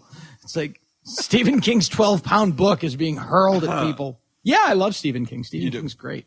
I interviewed him on a radio station in San Francisco, and I believe 1988 when he was promoting the movie Maximum Overdrive. Is that That he right? directed. I asked him, "Would you say this is the best movie of the summer?" And he said, "I'll say it's the loudest." He's had a lot of success. Yeah, and he got Huge. nearly runned over. Is he disabled from that? No, but I thought he was. It messed him up a lot, and I love that he. It's so weird. The guy died not long after, sort of mysteriously. The guy that ran him over, And then, Mysteriously. but what I love is he bought the truck. That hit him? And that hit him, I and can't then believe that. and then he destroyed it with like a chainsaw or a sledgehammer, like over the course of several days. I really, really, really, really, really, really, really do not understand breast implants at all, and I am in the minority Yeah. because it is common, it is accepted.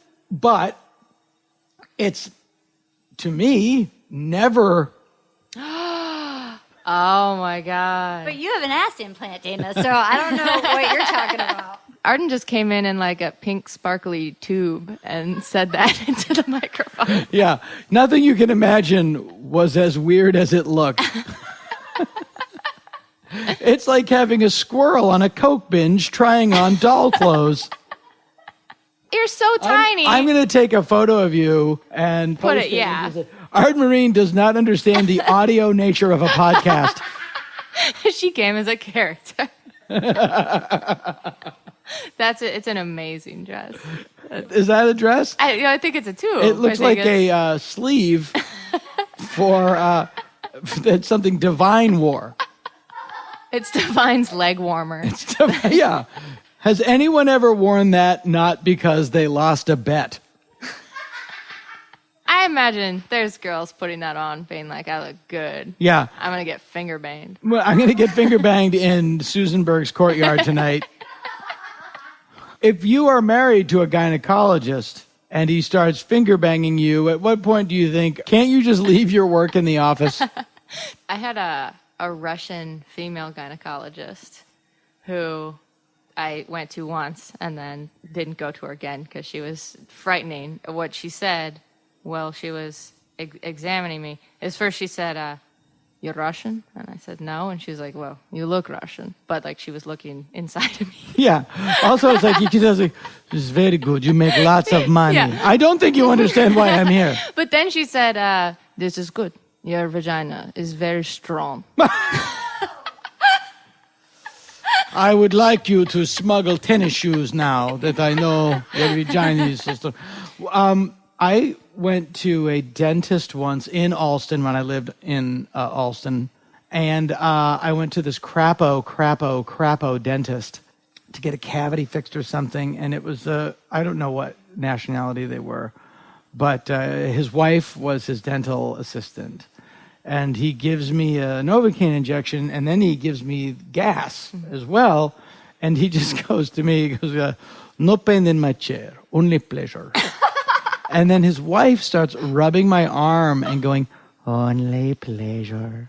Wow. Only pleasure. I passed out, and then a weird thing happened. I don't know how, but I was shitting surgical gloves for about a week and a half. Arden can be heard in the distance wearing a spangly tube sock and laughing in my bathroom.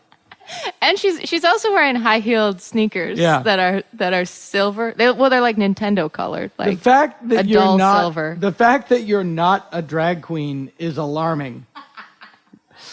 Oddly, she's going to audition to play stock car legend Richard Petty. The last time I was talking to a woman who dressed like that, the last thing she said to me was, I'm only doing this because my kid is sick.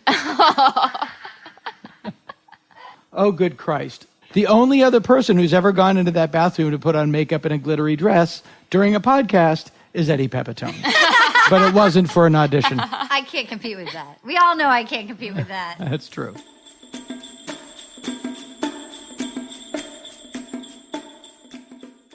The one time I was really excited about meeting celebs was I did an episode of Monk. Oh, really? And meeting him and Levine was big. Yeah, sure.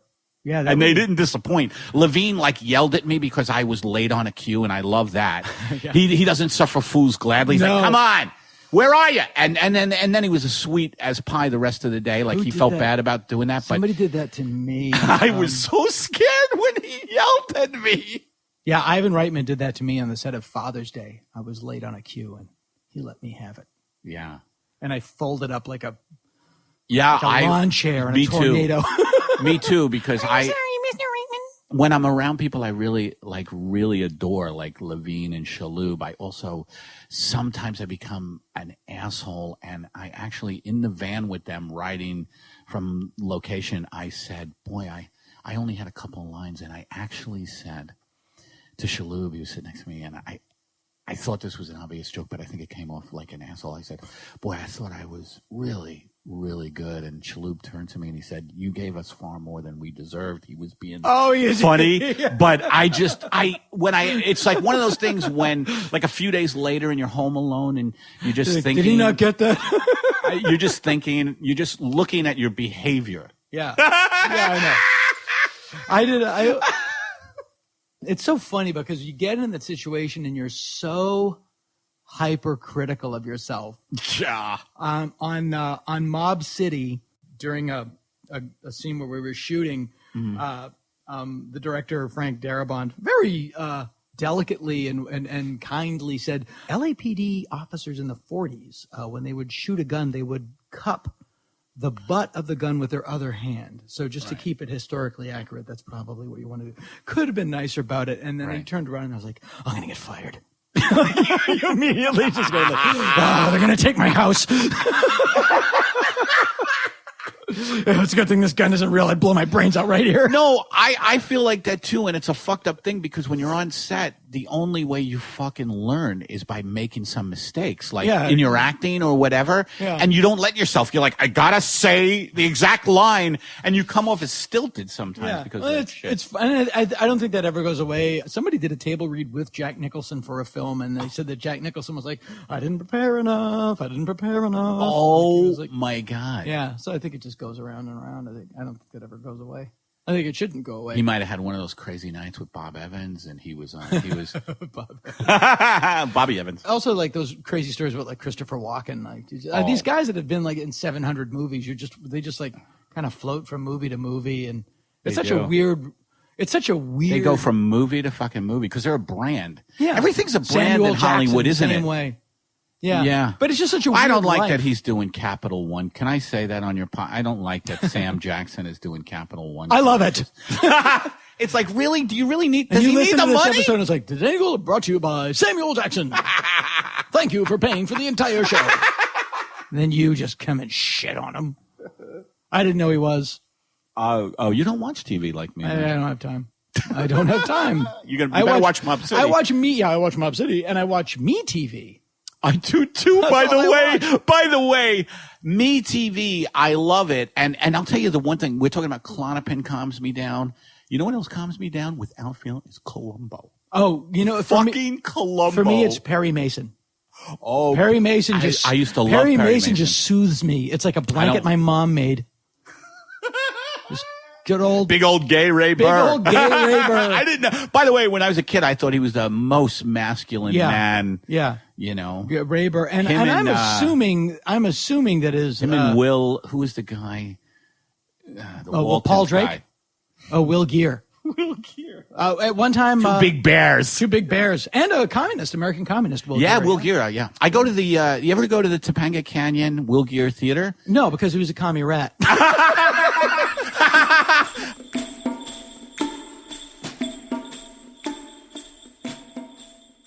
You know, I think Elvis Presley said it best when he said, what he was really saying was, here comes Santa Claus. Oh, Santa Claus. Always a tricky figure for secular humanists around holiday time. Because although you want to have your beliefs, you also want to imbue your children with a sense of wonder. You always have those awkward conversations. Daddy, who's Santa Claus? Oh, dear, Santa Claus is very important. He lives in the North Pole, and he sees you when you're sleeping, and he knows when you're awake, and he knows if you've been bad or good, and he has a list of all the little girls and boys all over the world, and he knows who's been naughty, and he knows who's been nice. And on Christmas Eve, he gets in his sleigh with his 8 magic flying reindeer, and he flies all over the world, delivering toys to every good boy and every good girl. And he does all of it in one night. And all the presents are there on Christmas morning. That's who Santa Claus is, honey. Well, my friends at school say that we celebrate Christmas because it's Jesus' birthday, and Jesus is the only Son of God. I know, sweetheart, but that's more of a fable, a myth. You don't want to get hung up in the weeds on that stuff. And even if it is true, one wonders, like so many sweet, innocent children, just who the fuck is Santa Claus? Although everyone knows Santa as a jolly old man with a big fat belly that jiggles when he laughs like a bowl full of jelly, with a long white beard and a red and white fur-lined suit that he wears on the evening of December 24th, when he flies around the world with 8 flying reindeer on Christmas Eve, delivering toys to good little boys and girls all over the world. no matter who or where they are. But this was not always the case. The modern-day image of Santa Claus comes largely from a poem, A Visit from St. Nicholas, by Clement Clark Moore, which many people know as 'Twas the Night Before Christmas. And the final polish on Santa's image came from a very strange source indeed, and we'll get to that in a minute. The origin of Santa Claus goes all the way back to pre-Christian Germany. There was a belief that at a certain time of year, the Yule, the god Odin led what was called the Wild Hunt, which was a distinctly un-Christmassy, ghostly procession through the sky. Odin had a long white beard, but he rode a gray horse through the sky. But it was for their traditional end-of-the-year celebrations. From the Netherlands comes the story of St. Nicholas, later shortened to St. Nick, but known at the time by his native name of Santa Claus. According to legend, Santa Claus would arrive, now get this, every year from Spain by a steamboat. He carried gifts of chocolates and spiced nuts for good little boys and girls during a 3-week period. Santa Claus dropped his presents down the chimney. That's where we get that. But he did it from a massive gray horse, which he rode across the rooftops. Now, Santa Claus, unlike Santa Claus, not only has treats for the good little boys and girls, but he carries a willow cane to punish the bad ones. That's what modern-day Santa needs, a tool to beat and punish the little boys and girls who've been naughty. In Denmark, around the mid-19th century, we start to see folklore about Tomte, who delivered presents at Christmas time. In Norway and Sweden, the spirit of Tomte began to overshadow the existing Christmas tradition, which was, at that time, the Yule goat. But Santa's direct descendant is St. Nicholas. In fact, he is often referred to by that name. In his earliest incarnation, St. Nick, a serious and somber Christian bishop who delivered presents to children on the evening of December 5th, as it was the eve of December 6th, which was St. Nicholas Day. One of my favorite St. Nicholas traditions is that he would find 3, count them, 3 daughters of poor but pious and religiously observant families, and he would give to these 3 girls a dowry, so they wouldn't have to become prostitutes. That's what it says. Hence his original name, Saint Nick the Anti-Pimp. The Christmas celebration moved from December 6th to December 24th during the Protestant Reformation, and was done so that people could focus their attentions on celebrations more about Jesus Christ than on the saints themselves. That is also when St. Nicholas got his name changed to Santa Claus. Now, as I said before, modern-day Santa imagery was cemented by the poem A Visit from St. Nick. And then, in the 1930s, the black leather belt and the fur-lined collar, etc., all came from the holiday advertising of the Coca-Cola Company. So much so that some cynical folks believe that the modern version of Santa Claus was thought to actually have been created by the Coca-Cola Company. Or that Santa only wears red and white because it is the color of a Coke can. Not true. Although it is from this point onward that Santa that we see. Now, modern-day Santa has starred in many movies and TV specials where, with a couple of exceptions like Miracle on 34th Street, he's usually portrayed as something of a dick. And never more famously, and previously reported right here on this podcast, than on Rudolph the Red-Nosed Reindeer, where not only is he grumbling and ungrateful, we are Santa's elves. Ho, ho, ho, ho, ho, ho. We are Santa's elves. Ho, ho. Well, it needs work. I have to go. but also something of a masterful asshole.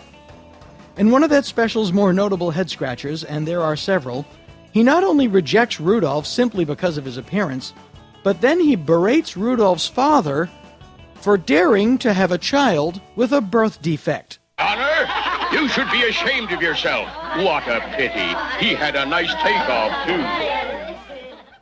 Now, you may not believe me. You may think I made that up. Watch Rudolph yourself.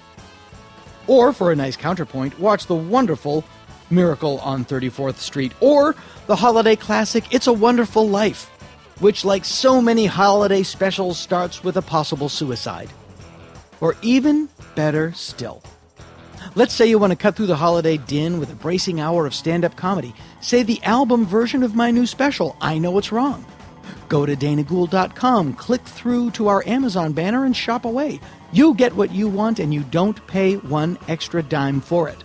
But we get a little something-something to keep the toy factory open, and everybody goes home happy. So please, join in the spirit of giving to your favorite podcast. Or, if not, mine.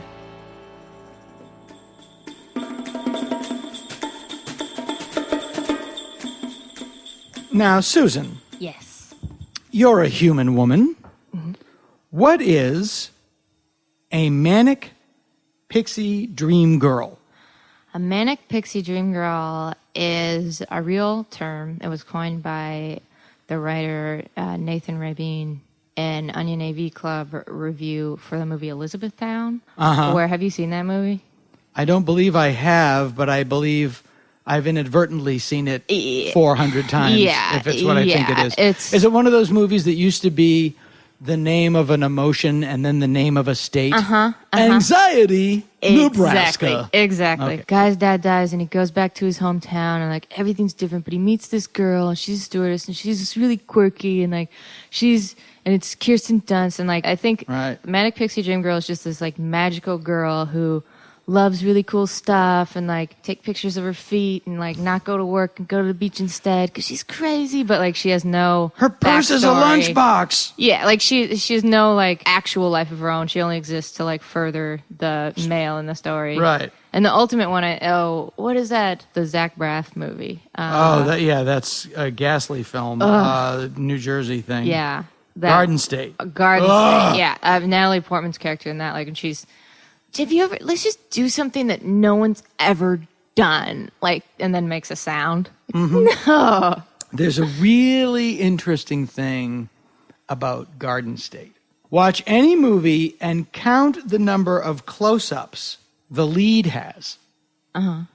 Then watch Garden State and count how many close-ups director Zach Braff made of star Zach Braff.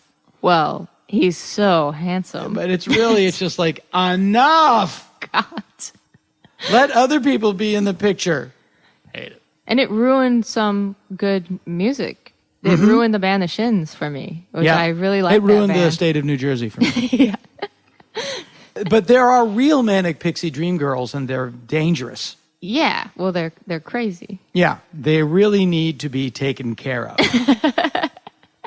All the low-hanging fruit is low-hanging for a reason. Yeah, I have a theory. Like, if a girl tells you she's crazy, believe her. Because there's those girls who are like, I'm crazy, and then you think, like, guys think, like, oh, she's so, like, ethereal and cool. Yeah. And it's like, no. And girls think that, too. Like, oh, she's so cool. She's going to be my friend. Yeah. And then it's like, no, she's crazy. Like, she will sell your jeans for heroin. Right. Like, she's fucking nuts. If you meet someone, and within 48 hours...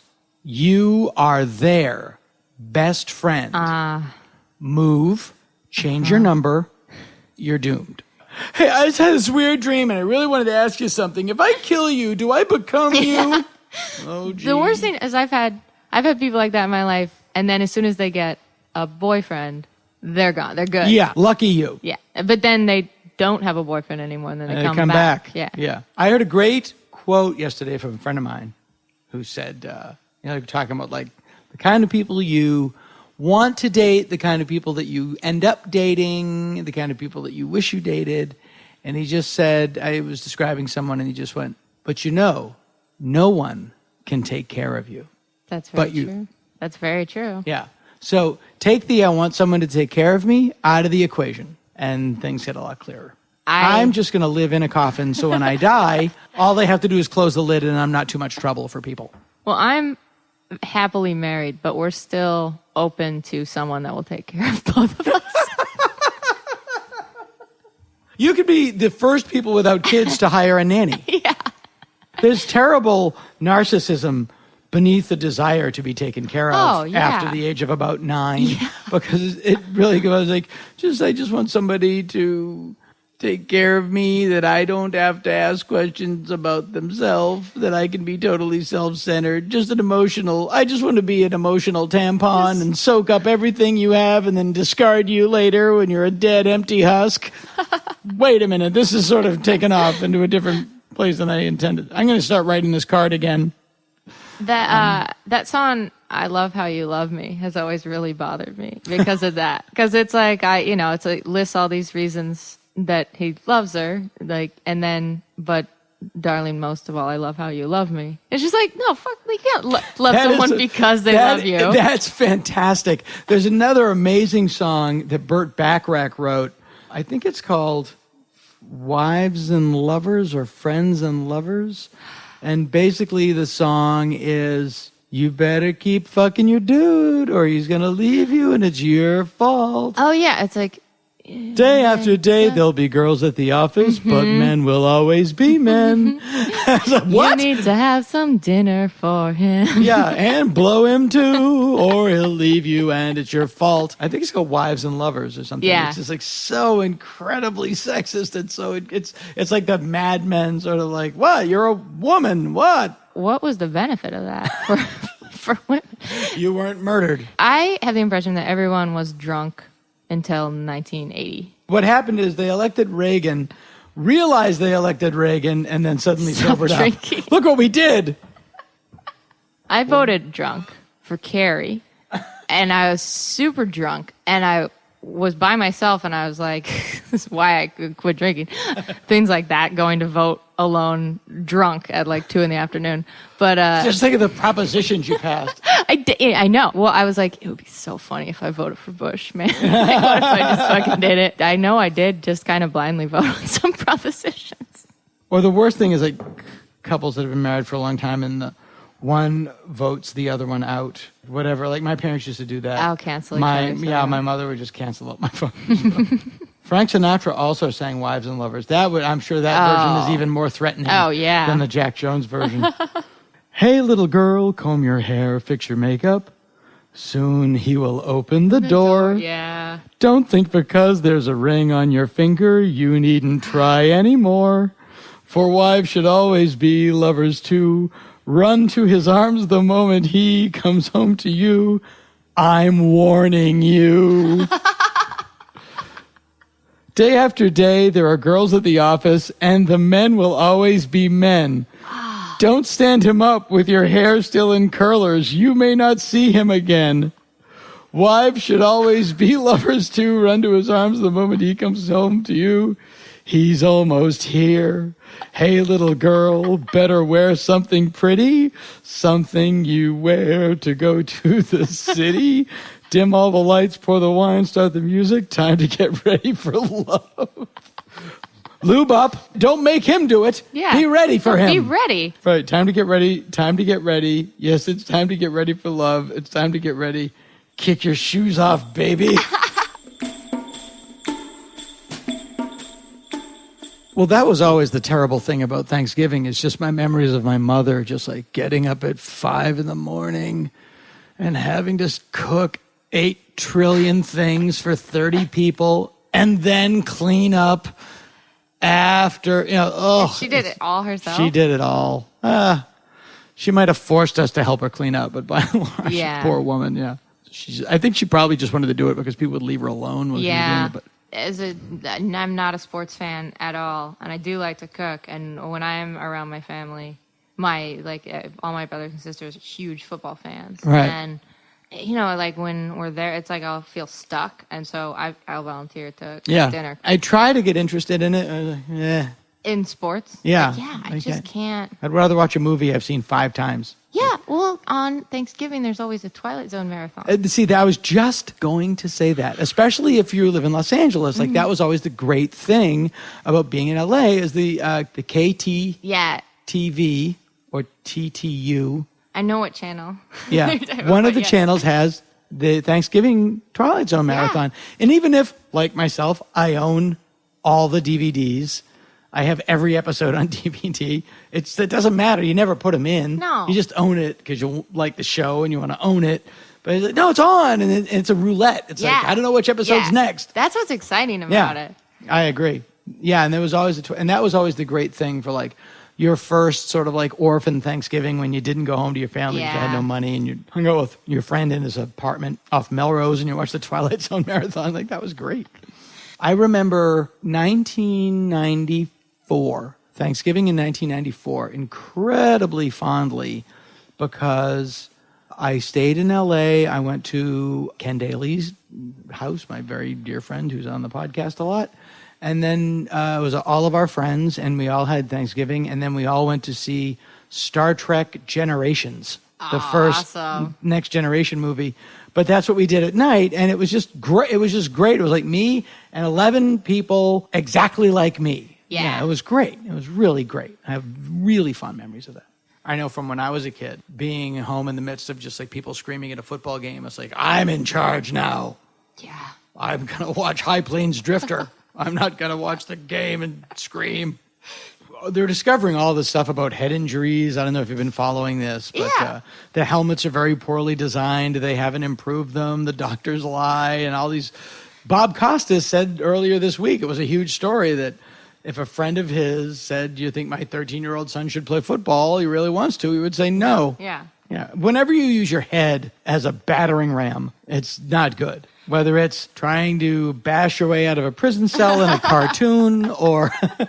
But sometimes if you hit your head and then you go crazy and then you hit your head again, you'll go sane. Or you'll forget who your husband is, and then he will have exactly 90 minutes to win you back. We did a story on The Simpsons about Marge getting amnesia and forgetting who Homer was and Homer having to win her back. And we all thought, I don't know about this story. It's kind of sweaty. And then we did it anyway. And within like 3 months, it happened to someone we all knew.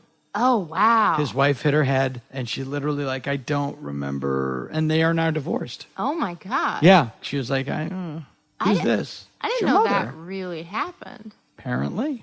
Yeah, Thanksgiving is exhausting. Then Christmas, which is awesome and fun, but also really exhausting. Yeah. And then the holiday I hate more than any holiday, New Year's Eve. Yeah. Ugh. Terrible night to work as a comedian. Oh, yeah. Horrible night to work. My childhood memories of New Year's Eve are my parents going out and my brothers babysitting / terrorizing me. As an adult, doing stand-up for drunken people that don't give a shit. Nor should they. It's their night out. It's not about me, but then don't make me perform. And all those year in review shows. Oh, God, yeah. When we had kids, they all become better.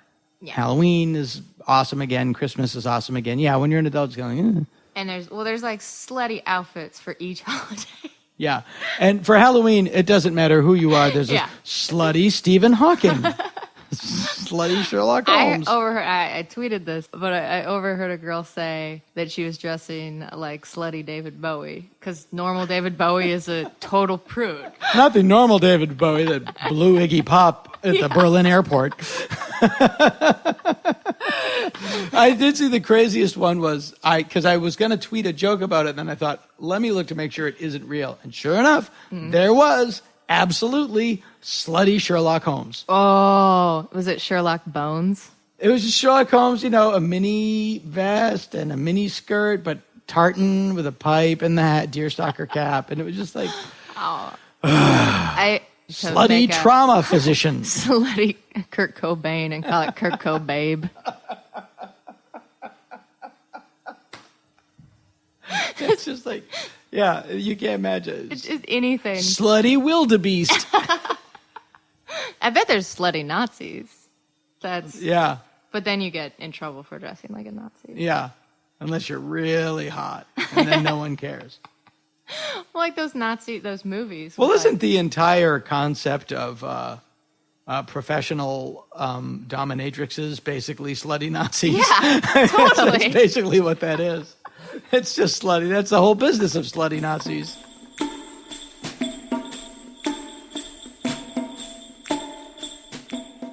There are kids today that you can have a full conversation with that don't remember 9/11, or there were like one or two, and it doesn't really, How old are they? Well, 11. And they don't remember it. Yeah. Yeah. That's My daughter's 10. She has no memory of 9/11. To her, it's like Pearl Harbor was to me. It's like right. this thing that happened before I was here. Yeah. My first memory was my parents crying. Not my first memory, but my first. That would be sad. And disappointment. My first memory is my parents looking at me in the crib going, why can't you return a kid like you can shoes? I just always remember as an infant, my parents smoking over the crib going, I don't think he's going to die. You think this one will outlive us? But my parents crying over the RFK Oh, yeah. assassination. Not the That was JFK, horrible. but the RFK. Yeah, but I can relate to that. I can relate to that. And my mom, seeing my mom That was a cry. really frustrating thing for people. Was that 1968? 8. I was 10. And it was 2 months after the Martin Luther King assassination. It was just such a horrible, 1-2 punch. It was really hard for people to take. I was obsessed with RFK for a long time, more than JFK. We have I such found a him brutal fascinating. history, actually. I know. We don't realize that, but Yeah. we do. Yeah, as everybody you love and look up to got shot in the head. Yeah. Including my Uncle Tom. No. I was named after a friend of my dad's who killed himself. I found that out later in life. Is that right? Yeah. How was I named? Oh, your father's friend, Dana. What happened to him? Oh, he committed suicide. That's why we named you after him. Oh. Everybody is just like, no, everything's cool. And then meanwhile, you find out their stories and it's just fucking horror shit. Yeah. It's Everybody. Yeah. Yeah. You know? John Lennon and Paul McCartney, both of them, their moms killed early when they were children. I didn't know McCartney. Yeah, I thought he McCartney's was mom- one of those guys, McCartney, who kind of. No, his mother died when he was a child. didn't know that. His mother, Mary, and John Lennon's mom famously Well, that I know. run over by a drunken off-duty policeman. And Shit, I yeah, didn't I know know. that's how she went. Yeah, that's how she went. But Lennon had that edge and that insanity that Yeah. I could relate to. But McCartney always seemed to be the guy like, you know. well, he internally, yeah, I I'll think never get out of here. yeah, I stood 4 feet from him a month ago. Is that right? Yeah, it was the craziest thing ever. Where was he? He played Hollywood Boulevard for Jimmy Kimmel. He played in front of the theater, and I'm friends with all those people. And they said, you want to? I hear about that because my wife is driving home and she'll be going, they fucking closed down Hollywood Boulevard. I go, what is They it? She did. goes, I think it's something from Kimmel. So that was it, that McCartney. It was Paul McCartney, and I was backstage, and I was with Rob Cohen, who's been on this podcast many a time. I love Rob. And he said, and we're just standing backstage, and I knew why I was there, but he said, you see that door over there? I go, yeah. He goes, Paul McCartney's going to walk out of that door in about 2 minutes, and then about 7 seconds later, out walks Paul McCartney. I hear he looks great, by the way. He looks amazing. No, he's I really taller than you think. He's 5'10". He's taller than you'd think. Skinny as a rail. Vegetarian, Yeah. famously. I force fed him Slim Jims at gunpoint. I didn't speak with him, but he stood Yeah. 3 feet from me for a. Did he make eye contact with you or you didn't? Maybe he was talking to somebody else right next to me, and I stood there, and I was. He's just one of the celebs who I would be like gaga. I was speechless because it was just like there ain't nothing I can say that is going to help him, or that he's not heard. If I'm We introduced- talked about this shit a little bit. I if I'm remember introduced, I'll say really a pleasure to meet you. I'm looking forward. to Dylan the would show. be the other guy where Yeah, I what would do you be. say? I would be like, Boy, there's all kinds of flavors of popcorn. Now. What do you say? What do you say? That is funny that when you meet somebody Yeah. who's really famous, you want to have a piece of information that they don't know. Yeah. You know, like, did you know You that? might not know this, but I happen to know you've had 78 three-ways. Just like a weird thing, like, that's probably right. When I've really gone insane in that spiral of showbiz comparison. I like the way you qualify that. When I've really gone insane. Not the but several I'm talking times. about that spiral. I'll compare myself to other people's careers when I'm really in a bad way. I Right. start doing that shit. And I've actually once gone, well, Dylan, when he was this age. I started Yeah. comparing You can't. myself You to can't. Dylan. You can't. Yeah. You can't compare yourself with Bob Dylan. But then I'll be like, well, the Big Push sold some records. Yeah, you can't compare yourself to Bob Dylan or Elvis. You can't do it. I'll compare Some of the periods of Elvis' life I I can. will compare myself to Elvis in terms of my diet. I like bacon and peanut butter. Why not have them together? Why can't bacon be bread?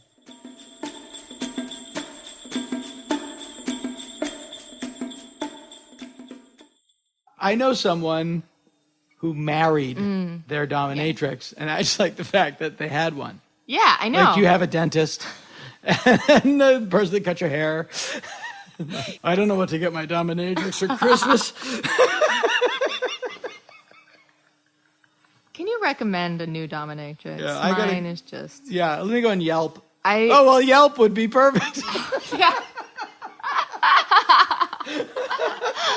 I met a girl who was a dominatrix, and she's like, "Well, I started out being a dominatrix because I worked at this dominatrix.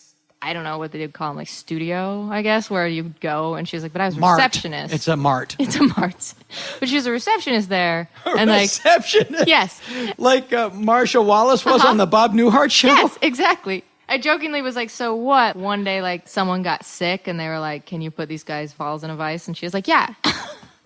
I mean, I guess it takes a particular kind of person to even work as a receptionist. Sure.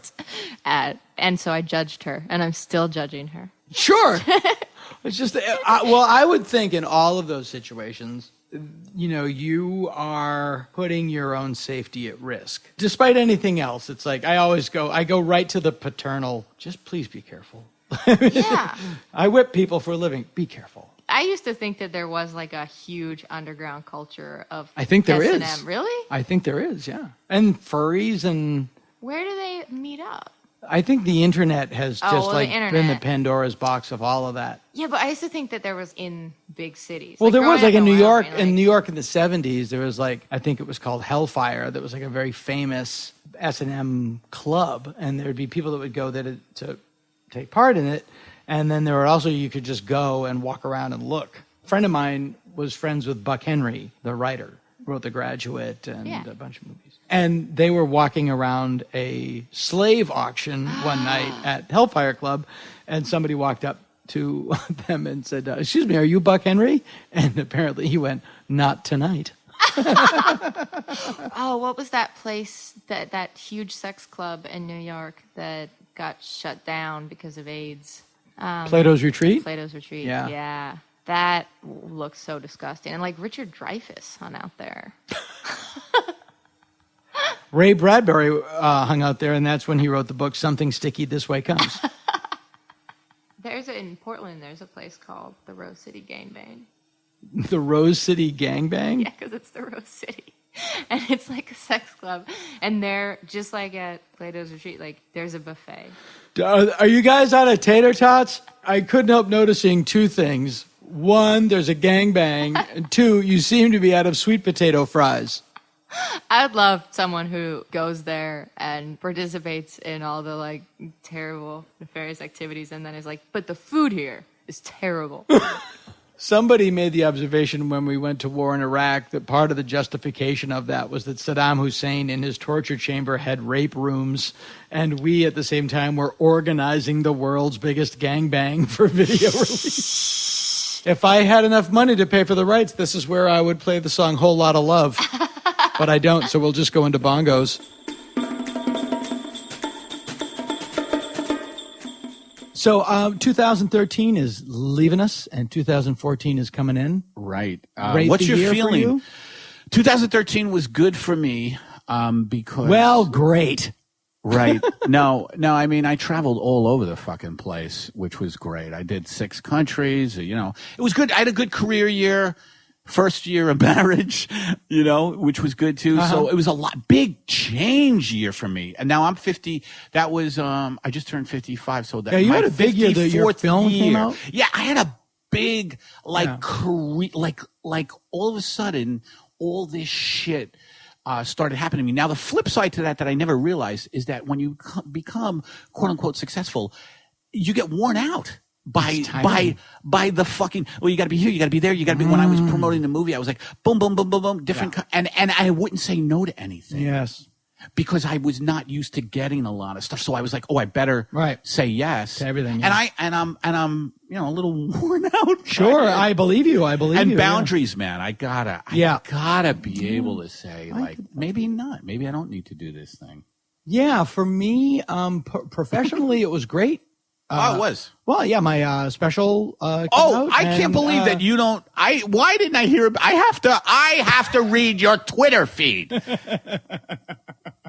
No, that's great, man. Yeah, my Showtime, right? On Showtime, the CD debuted at number 1 on iTunes, and that's great. In the top 5, going in its third week now. It's in the top 5 on iTunes. That was very gratifying. Mob City, incredibly gratifying. That's right, incredibly gratifying. A lot of great stuff. So a really good, yeah. Personally, worse than a million Hitlers. Personally, now, my life turned inside out. By the way, I think that's amazing that those two things can coexist. It is true. This year I also got divorced, and it's not a fun thing. I wish it on no one, even though ours is pretty civil, and you'd wanted to describe it as great. But I would describe it as the best version of a bad situation. You've actually gone through an optimal divorce. I have so far. Yeah, it's been very optimal. And now, is it true you're starting a website called Optimal Divorce? So here's the good news about being divorced. I no longer have to go to the grocery store and look for dehydrated black olive paste extract, but the kind in the frozen section. And also, could you get some organic D batteries? What? On the bad news, I'm always 90 seconds away from killing myself. I've got a hanging beam right in the living room of the new Gould house, Falcon's Lair. And every day I just eye that beam. But you're entering a new stage in your life. Yes, and it's going to be interesting. The lonely stage. See, but that is not true. That is not going to be true. I don't think it's going to be true. I'm going to say there's a lot of slippers, an open bathrobe with nothing underneath, eating a food off a fork, like I don't have a plate, but I've got it's a hot dog or like a drumstick. I'll just keep it on a fork and kind of eat it, or like even a brownie. I'll just put it on a fork and walk around the house. A pair of slippers and an open bathrobe. So far removed from my own sexuality at this point, I sarcastically masturbate. This feels great. Oh, is that what I'm doing? Ridiculing my own penis. But there are men, I think, more than women, who are listening to your description of that right now and going, that sounds so great. They're in marriages. Going, oh my God, what I would give to just have a hanging beam. It's it's fun in theory. You've been through a lot. So 2013. I've been through a lot. So 2013. I have lived through every major fear I have, with the exception of being stuck on an elevator with a beautiful woman and having to poop. But there's still time. There's still time. This has been the Dana Gould Hour, brought to you by the Internet. Music by Andy Paley, with Jake Posner behind the board. Produced by Jeff Fox. Graphic design and web production by Spencer Hunt and Segan Friend. Sound editing and post-production by Jalinda Palmer and Joe Napolitano. Hey, if you like the show, why don't you drop us a line at show@danagould.com. Tom Kenny speaking. I just want human sex!